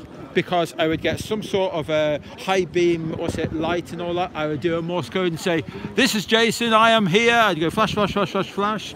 And then I'd be able to look on my TV screen and go, "Oh, look at that light there. That must be Jason. It has to be true. It has to be live." And then so I'd know that the whole stream is live and everything's okay. That would do it for us. I'd imagine lots of flat earthers would go away in an instant if they then seen the Earth as a globe. But they'll never do that. It'll never happen. I do, because Earth is flat.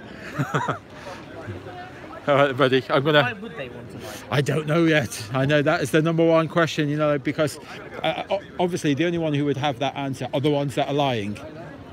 So I haven't got that answer yet. I mean, I've got theories behind it, but that doesn't help us. You'll never be satisfied with my theories, But yeah, obviously there would be an answer, there'd be a reason, but we need someone held accountable for that, don't we?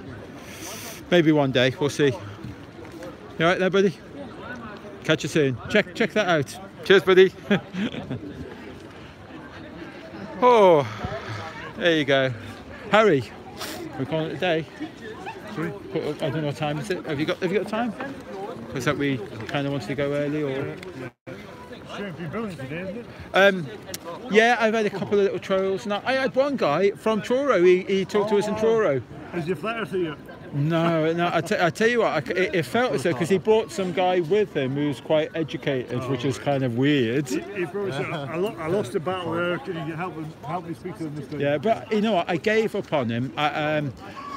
When that time when I talked about the U2, what's it, spy planes? Cheers, buddy. So when we talk about the U2 spy planes, and you see the curvature of the Earth, okay? And I said, when the airplane lands, you can still see the curvature of the Earth. It's landed. It's on the tarmac. And when he says, "Oh, there's nothing wrong with that. That's okay." It's like, where do you go with that? No, so I give up on it. Sam, have you got the time, please? Have you got a time? 20 past 2. Yeah. Yeah. I mean, it's up to you. I mean, we can stay to 3, or we can, you know, we've done enough. We don't. Are we nearly 3? Oh, it's 3 hours. Yeah, we're here early. It's just that what it was that we want to get back and sort out and get ready for Speaker's Corner tomorrow. Going tomorrow morning. Tonight? We're going tonight. Yeah. Straight after this, we're going to head back to. It is quite down already. Yeah. It's only because we've still got another week left. Dave's invited us to wash all our clothes. Sorry, Andrew, you might not know about that. Sorry. Yeah, Andrew did say he washed and ironed them first. Thank you very much. He's brilliant, isn't it? He said he would do it all. He said he won't involve you, Andrea, at all. That Dave will wash and iron our clothes all by himself. He said he pressed your underpants as well. Did he? Oh dear. Yeah, well, okay then. This is called a false flag attack. Vietnam War started based on lies. Your one takes longest to get down, so. Yeah. So, Did you grab a leaflet before? Yeah, I've got one. You got one, okay. Yeah. Excellent. Right then, guys. Thank you for joining me. I think Harry's closing down as well.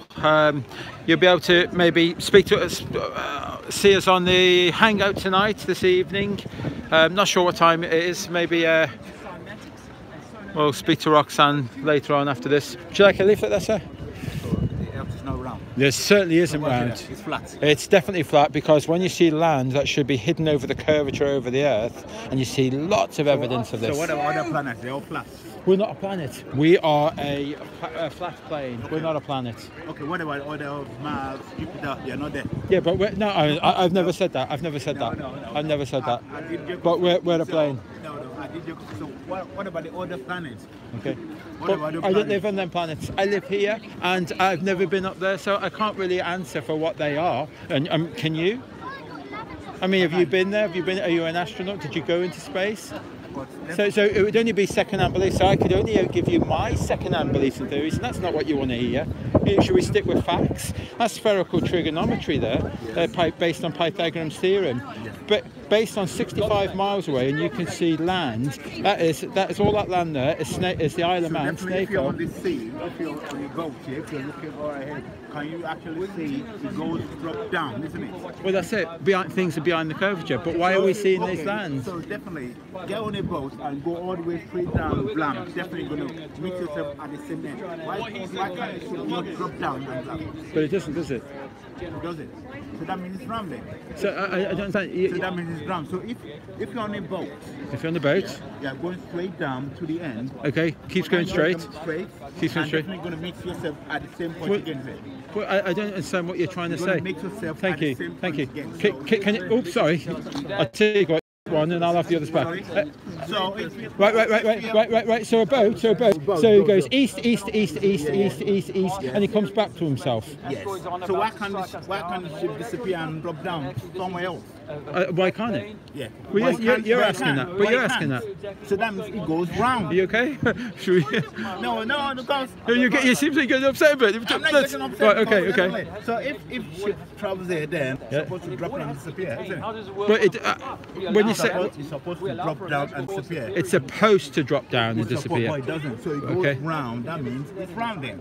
Okay, round that way, but we're meant to live on a sphere, which is a ball. Yes. Okay, so we shouldn't be seeing this land. It should be hidden over the ball. Should be seeing this land, but we can see this land. But we can see it, and that's what we're saying. This is based on Pythagorean's theorem. That's maths of spherical trigonometry over great distances. This is 273 miles. 3 miles should be hidden. Is it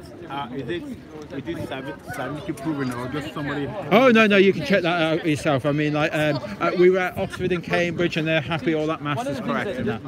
You know. Unless it goes on the BBC, then I'll believe. Unless it's on the I was on the BBC in June, and he was in the BBC about a week ago. Okay, so when he was in BBC, or the latest fashion, or all of the things that But you believe that governments tell you the truth, and the BBC are okay, they will tell you the truth, and that? They're all fake news, isn't it? Well, there's a lot of fake news, but it isn't fake news what you think. It's, BBC is the fake news. BBC is fake news. I have to believe the earth is round. Okay, good talking to you, buddy. Thank you. I'm going to pack up. Sorry, guys. Although I was going to start again. Would you like leaflets, sir? Before I put them away? No? I'm not a believer in them. Oh no, that takes a lot of belief to believe in that you live on a globe. It's an awful lot of belief. Right, guys, thank you very much. So anyway, it's Saturday. That was Swindon. And Swindon's a wrap. And we can stop at us and get you a new pair of trousers because they're ripped. Oh no, has it got worse, is it? Are you saying I am? Oh no, am I exposing myself? Look at that. At the back. At the back as well? Yeah, now this is going. Damn. That's me bending down. This bloody banner. Right guys, I've ripped my trousers apparently. I haven't looked behind myself. I'm horrified to even think about what's behind there. Right guys, so thank you very much. That's Saturday, Swindon. Hang out tonight, Speaker's Corner tomorrow. Cheers then, bye.